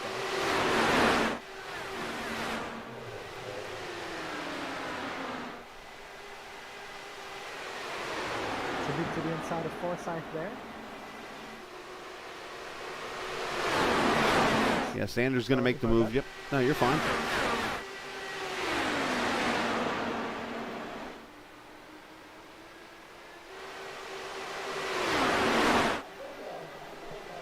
Right now, so Team LMC gear 1-2. Greg Forsyth and Alex Vandersand on the same team for Jim Merritt, who's not racing tonight, unfortunately. Yeah, Jim, unfortunately, not here this evening. And unfortunate deal there is Gavin, Sadiq, and Fredrickson, your top 5.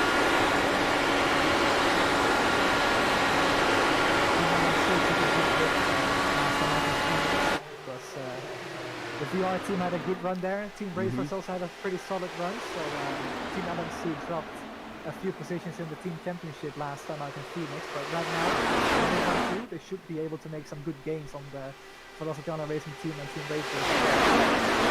And talk a little bit about the team points, not to put you on the spot there. How do you guys score those team points, for those curious?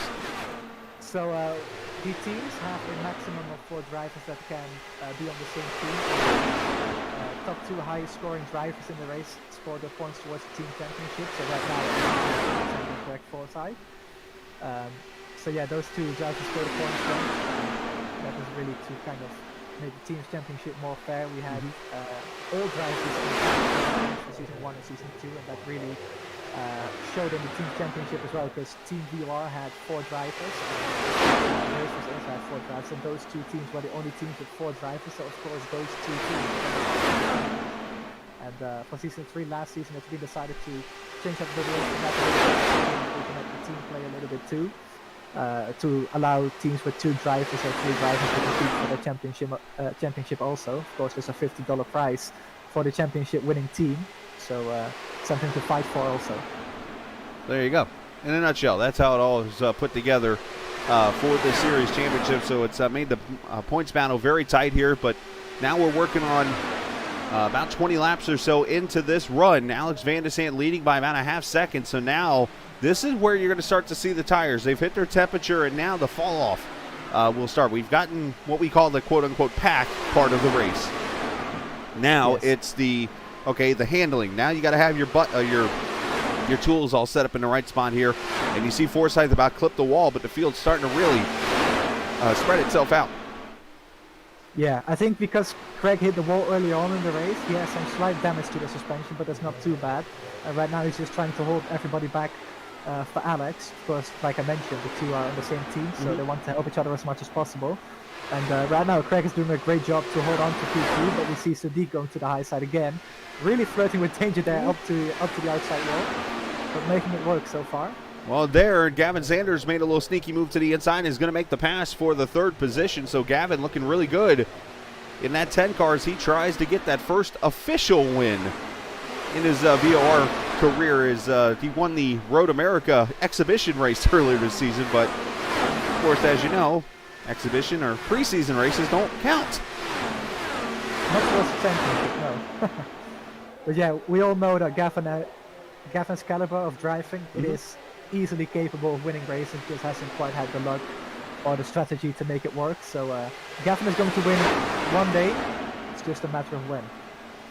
And that is all up to the iRacing gods, as they like to say. But Gary Gotza going a lap down, or another lap down, I should say. He is currently 10 down, but running in the 13th position. He stayed out there, and he has persevered after wrecking there on lap number 1.2, I think, officially. He wrecked off of turn 4 in the first lap.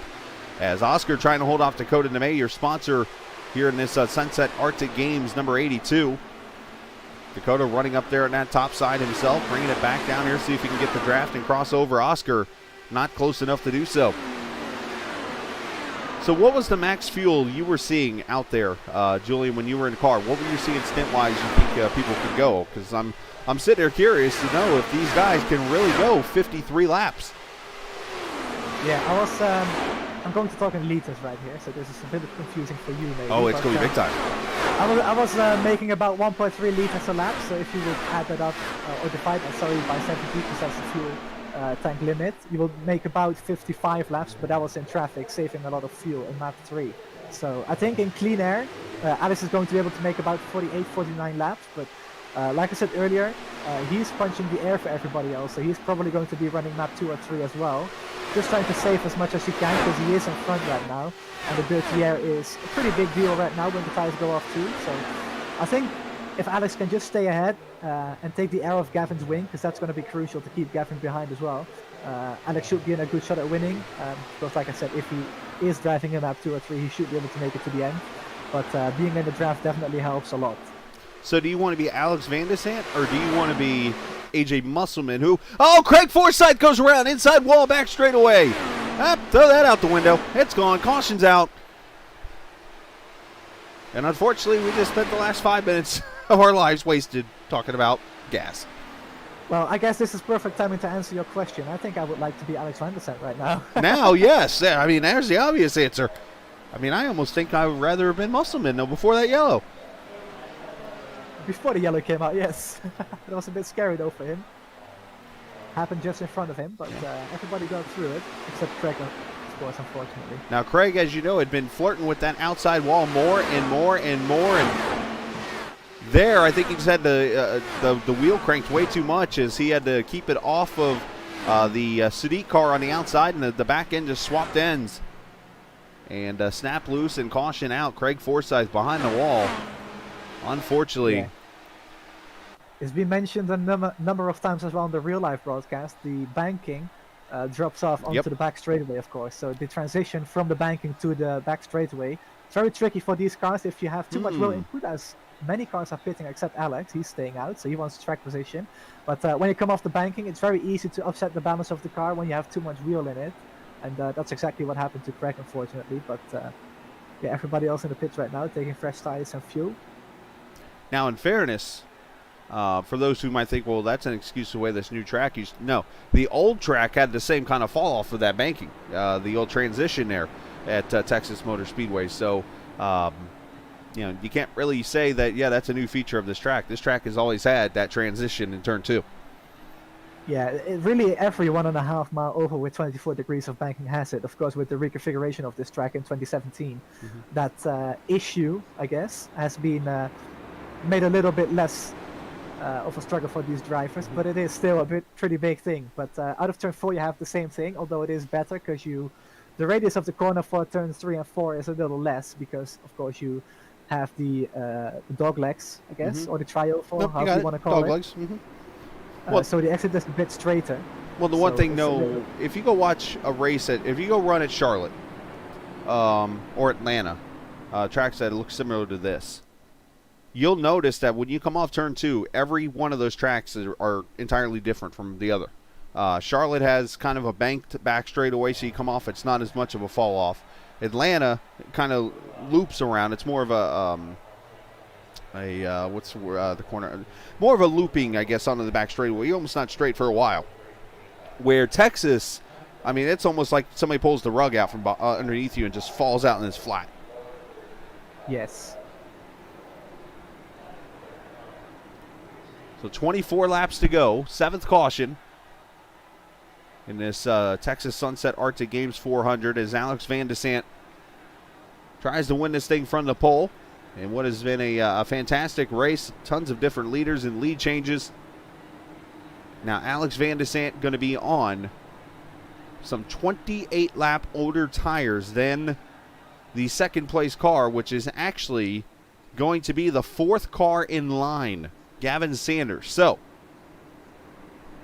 how do you play this out if you're Alex? You got 2 lap cars immediately behind him. Now I'm assuming they're going to get out of the way. But if they don't, how do you play this to take advantage? Go, go, go. That's the only way to do it. With the fuel mileage. Well, I think with this yellow, Alex is going to be fine, though. Do you have the information about what his last pit lap was? His last pit lap, 1:14. So he is working lap number 30, if I'm doing the math right.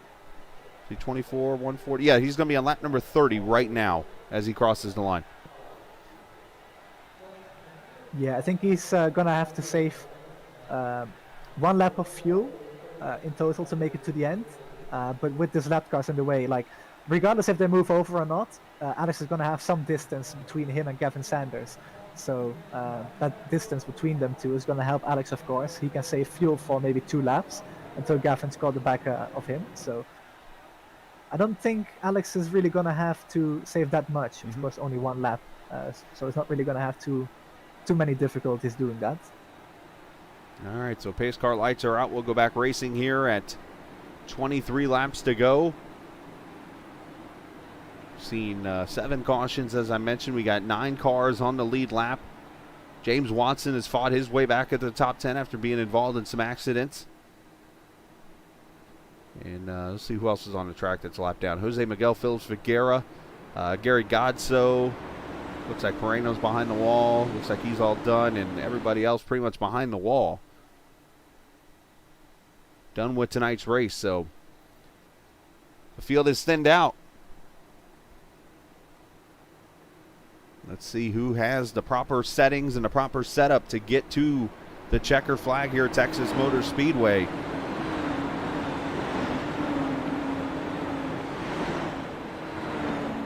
And Moreno's already moved down here to the bottom lane, so I'm guessing he's getting out of the way. Let's see what the 39 does, because the 39 is only 2 laps down. Bearing something happening, he's still got technically a shot here at getting back to the lead lap. He just needs to get Alex and pass him somehow. Yes. And here we go. Alex is gone on the green flag, on the loud pedal, I should say. If he's on the green flag, that would nothing to do. Watch AJ Musselman on this restart. He's the one to go, I think. Yeah. I think Gavin Sanders, he's going to have to make some moves here as he's already draft past Moreno. Here comes Nicholas Sudik to the inside. So these lap cars being very respectful so far, and they have every right to be up here. So let's see if James Watson takes advantage of the draft here. He's going to try to go to the high side on Alex. Doesn't have the speed, but he's going to try that high line as Gavin goes to the bottom. Down the back straightaway they go. And Gavin's got a good chance to win this one right now. Right behind Alex. Alex has to save more fuel than Gavin, I believe, because Gavin pitted on the last yellow. So Gavin is going to be good to go to the end, and he goes to the outside there. He's got the fresher tires too. Yeah, outside there. He should be able to pull this off, I'm thinking. Here comes Sudik up there on that high side, the Larson line, making it work. The momentum is key here. Gavin to the outside again here for 3 and 4. Oh, Alex got a little loose. He clipped the apron, I think, a little bit there. Yeah. Gavin just needs to stay where he is right now, and he's going to pull this one off into turns 1 and 2. I'm pretty confident in that. And 19 laps to go in this race. And Alex Van de Sant, Gavin Sanders, Nicholas Sudik. That's running tough on the inside. I didn't really expect him to hold the line that well. But Sudik is right there too.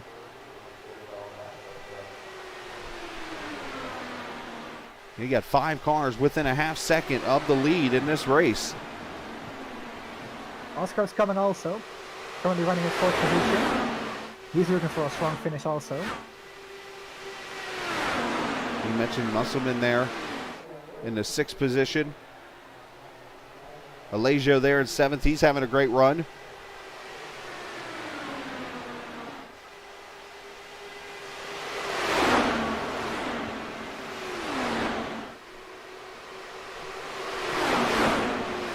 Great racing here as they all fight for a Texas win. Isaac Morse. Go ahead. Alex Van der Sant currently has 5 wins in the series. 2 wins behind me in the all-time wins list. Looking to add another one to that. Gavin is looking to add his first to that list. Of course, we had Cohen Evans win at Homestead. So, first-time winners this season. Yeah, they've been very popular this season, those first-time winners throughout. And, of course, when you only have an 8 or 9 race season, those wins are pretty hard to come by, I should say. But Oscar trying to do what he has to do right now. Oscar, he's a 3-time winner in this series. You got Isaac Morris back there. Isaac actually is a 5-time winner along with Alex, so they're trying to break that tie for 2nd. And then you got guys who have not won a race back here in this pack. AJ Musselman, Nicholas Sudik. So you got tons of drivers in contention here to get a Texas Motor Speedway win. 15 laps to go. Fredrickson does not have a win, by the way. That's Gonzalez who has 3 wins. Wrong one. Too many Oscars. That's true. Too many Oscars.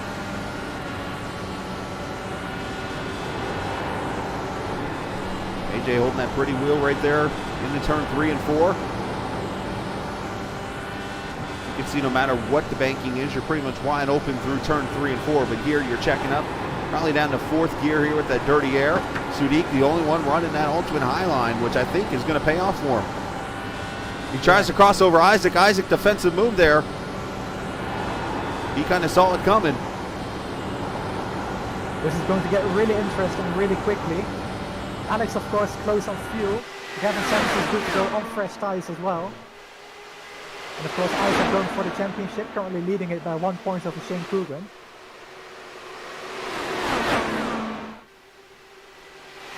Isaac able to hold off in there, or Isaac able to move to 2nd as he gets by with Alex Van de Sant there in the lead. Sanders, Sudik. They're just shuffling it out here in the top 6. Christian Alejo, unfortunately, 3.5 back. I don't know if he's got some damage or something, but he was unable to hold on to this pack.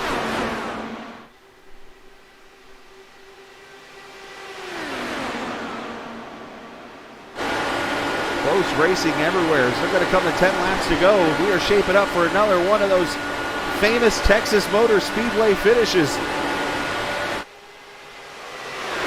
Back in here. Isaac is running in the Hornish paint, and Hornish, of course, known for the photo finishes in the IRL days. Yeah, no kidding, right? Usually it was him and Helio Castro Neves that would make those kind of finishes, or Scott Sharp, or Al Unser, or whoever.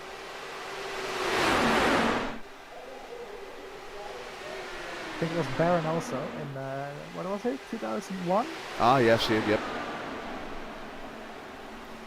I'm surprised I knew that. Wow. That's okay. When you do your research, you know.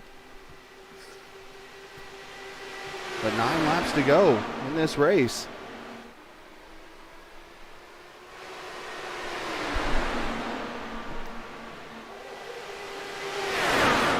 As Isaac tries to hold him off. I say Isaac. I keep calling Alex Isaac, Isaac Alex. I don't know why. Alex tries to hold off Isaac. Oh, It's easy to get confusing awards when the excitement kicks in. Yeah, right. Especially I was watching Sadiq there. I'm like, oh, don't make that move.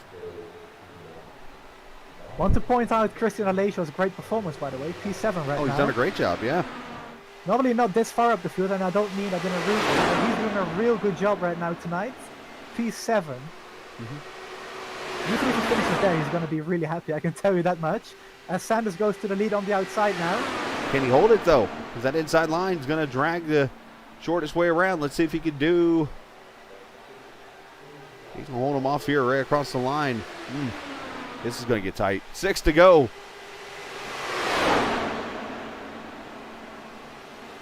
Gavin's got to start thinking about maybe trying to squeeze Alex to the inside of the track, but I think he just wants to play it safe for now at least. Maybe he wants to keep that tactic to get the position, as I have a nice voice crack, for the final 2 or 3 laps. Holding a little bit of a Pruitt fade there as they come across the line. 5 laps to go. Sadiq looking to that outside.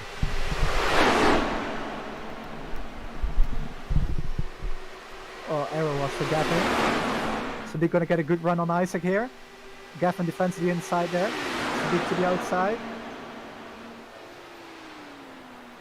The momentum is definitely on the inside line though. How do you make a move here? And there's maybe this is the way to make the move. Tandem up a little bit here. Sadiq going to push Gavin to the outside. Keep your foot in there, Gavin. Yeah, you got to remember handling now playing a role. It's amazing. Oh, the crossover. Nice move. It's amazing that Alex has been able to hold on for all these laps with these tires. It really is. That was a big defensive maneuver on the back straightaway there. How much has clean air helped his tires, actually, as I think about that more, as Isaac goes to the bottom. 3 laps to go. Do you dare go to the apron to make like an Indy 500 type move? I think you're going to end up like Herta and Dixon 2 years ago, though, so I don't think you want to try that. We don't want that. Gavin trying to make the move there. Still Alex at the line.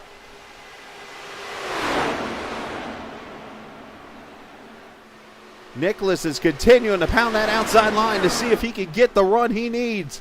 Gavin to the outside in turn 3 and 4. Does he squeeze him here? He does not. He's not even going to get to the side by or get to his wing, I guess. As they come to the white flag. Final lap here, Texas.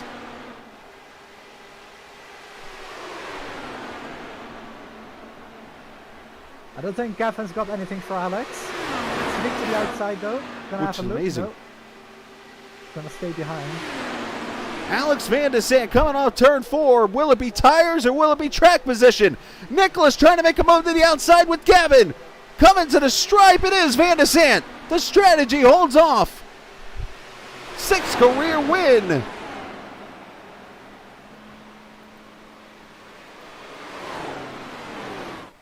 And 3/100ths of a second.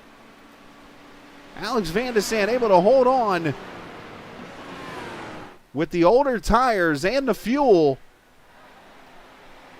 to win this race.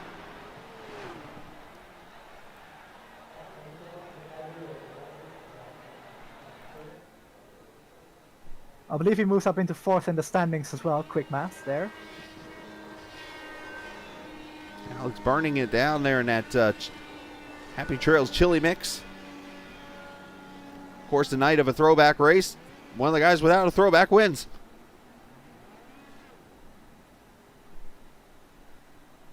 Does a little bit of a donuts and celebrates his win as we take a look at the final results here. Julian, blink or close your eyes here. Alex Van de Sant wins this thing by 4/100ths of a second. Sadiq finishing in the 3rd spot. Isaac Morris, Oscar Fredrickson, your top 5. A.J. Musselman finishes 6th.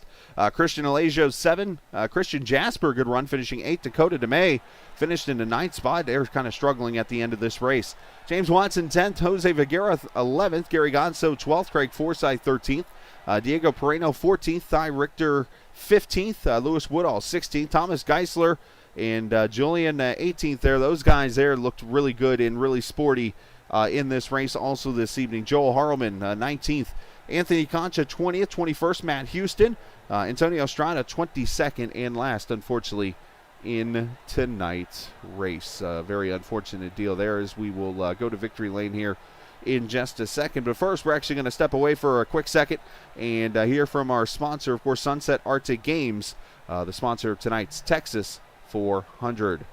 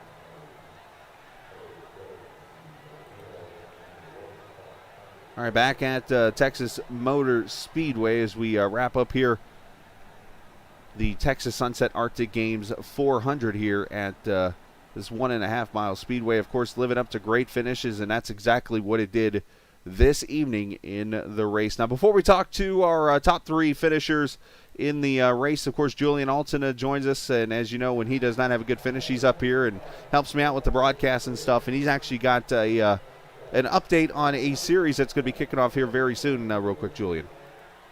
Yeah, so it's been a while in the making. We've had some weeks taken off the schedule there, but we are now back with the Formula One Championship on iRacing for Velocity Online Racing. Sign-ups are open on our Discord. The season starts on the 4th of June at the... forgot the schedule already. So excited. But season starts 4th of June. We have a pre-season race at Circuit de Barcelona, Catalunya on the 21st of May. So you can join that. The races are on Fridays at 5 p.m. Eastern US time. So you can join that series if you are a open wheel Formula One fan. So yeah, the sign-ups are open for that. We also have a NASCAR Cup Series League that is on Thursdays at 6 p.m. Eastern time. So you can check that out too. And of course, if you would like to join the IndyCar series, you can also do that. Current season ongoing next week. 2 weeks from now, Road America on the... what is it 2 weeks from now? 22nd. It is the 15th. 22nd, yes. Thank you, Chris. No So we've got that coming up too. Discord links are on our website as well as our Twitter. So if you want to follow us on Twitter at VelocityOR, that's it. There you go. So make sure you go join that series. It's going to be a lot of fun as they come up here in a couple weeks. They'll get going and should be a lot of fun. All right, let's get our winner up here, Alex Van Desant, who joins us in the booth. His 6th career victory, first on the season. Alex, congratulations. What an up and down race that was for you, but we got to ask the bold strategy. What told you to stay out and keep that track position, and how much did you have to fight to hold on there? Thanks. Well, according to the 130 laps before, it was physically impossible to pass the leader, so I figured, whatever I do, the field is going to do the opposite, so, might as well roll the dice, keep that track position, and if it works out, then it works. And it did. Yeah, I think as I think back now, we only had one, I think, official pass for the lead completed on that outside lane. But talk about the racing out there, because we obviously, with the new build, had a very spread out turn 1 and 2. I mean, I think Sudik, has reinvented the high lane in the IndyCar and we're going to call it the Sudik line, I think, for the rest of time. And there's just so many cars everywhere, especially through turn 1 and 2. Oh yeah, Clean Air was at a total premium. There wasn't a whole lot of grip on the front, so there wasn't a whole lot of grip on the front. So if you could get even just a sliver of Clean Air, you'd have a lot more speed off the corner. And he did a great job holding that outside line. I tried it once or twice and just couldn't make it work. So well done to him. The guy who usually runs the high line the whole entire time could not run the high line. That's interesting to hear. Well, Alex, nice job out there. Congratulations on the win, and shout-outs to whoever you like to as you move into second on the all-time VOR win list.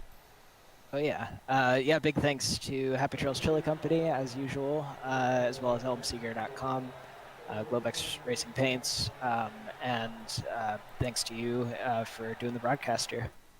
Absolutely. Well, great job, Alex. Congratulations, man. Best of luck, and we'll see you next week, or 2 weeks.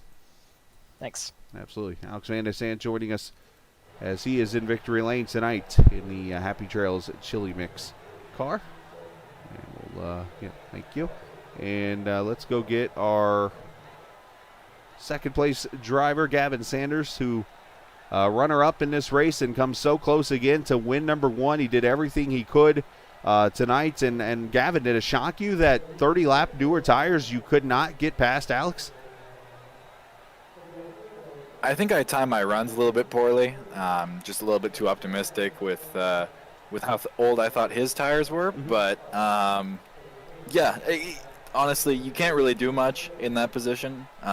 Even trying to cross over and everything, it's just you're not gonna have anywhere to go on the back straight, and then you try to go through the tri-oval, and as we saw earlier, it didn't really end well when people were pushing the issue. Mm-hmm.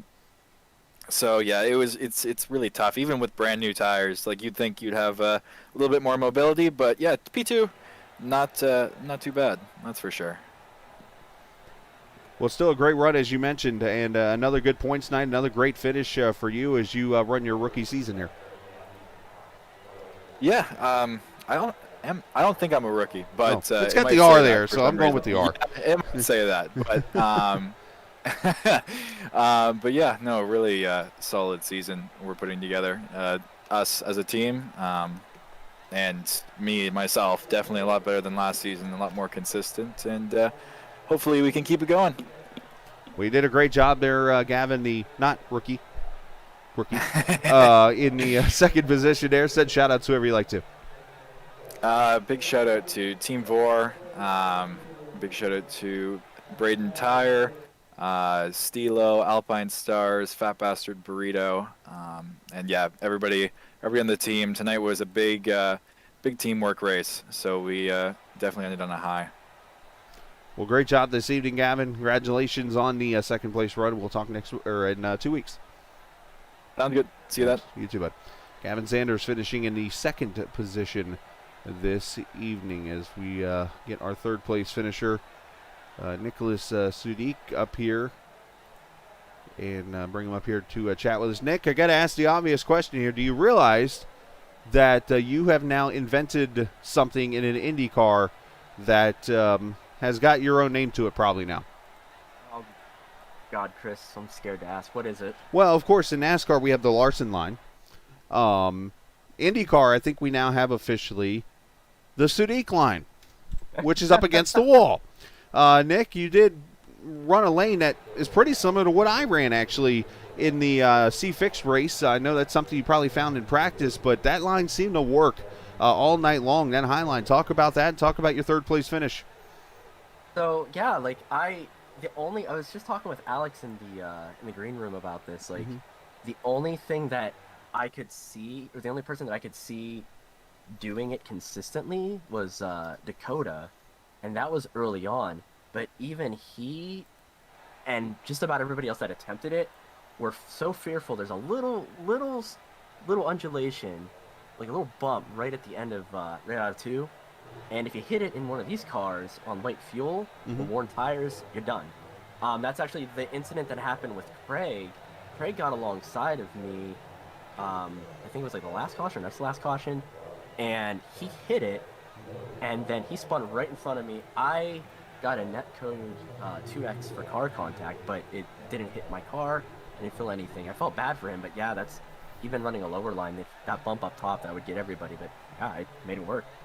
Yeah, you did a fantastic job, and it might have been a settings too that you did when it's all over with. But I mean, this has got to be a great points night because you've been pretty consistent throughout the season, running right up here in the front and getting good finishes. Yeah, yeah, it feels really good. Back-to-back podiums is nothing to slouch at. Obviously, I would not be humble if I didn't say otherwise. But yeah, I'm just very thankful that I've been able to chain a couple really good results, getting good points, trying to climb up the ladder. Ultimately, you know, really aiming for that top 5 at the end of the season here coming up, and I think it's gonna be looking pretty good. Yeah, it just feels really good. I got my confidence back in oval racing, which is good. Something I kind of was missing for a few weeks here. Well, that's awesome to hear, man. Well, congratulations. Send shout outs whoever you like to, bud. Yeah. Again, AJ, great finish. AJ Musselman. P6 was right there with us in the thick of it. Shout out to Gavin too, for wonderful moves there. Like the way he was moving, it wasn't blocking. It was great offensive driving on his part. And I was just like, I was in awe of how him and Alex were battling. Plug my own Twitch channel. Absolutely. Twitch.tv/Bubby <3 BUBBY <, and the number 3, all one word.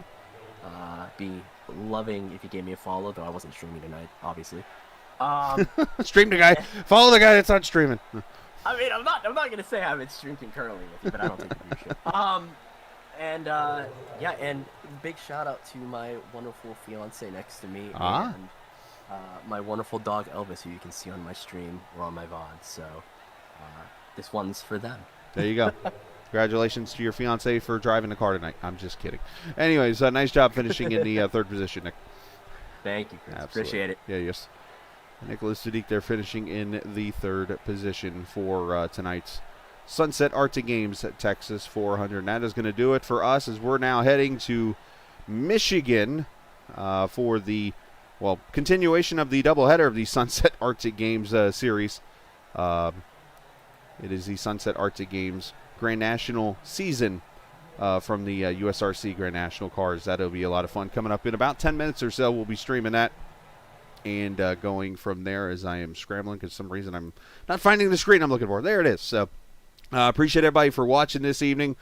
Big shout out to all the viewers for watching this evening. Also a big shout out to iRacing for allowing us this platform, of course, to Track Cams for Gourmets for allowing us to use their cameras and stuff for the broadcast, to Dakota DeMay for, of course, sponsoring this awesome race and doing what he's doing for all these people. Yeah, it was definitely a lot of fun. So we move on to Michigan, and we will leave you, as always, with the slogan I like to say. Remember, this isn't just a game. It's iRacing. Happy Mother's Day. See ya! And now the wait is over. The nerves have taken their toll. Ooh. Let go of fear you're holding. The fire smoldering, it's starting all over again. I got a feeling that I ought to know it, burning inside. I got a feeling that I ought to know it, yeah.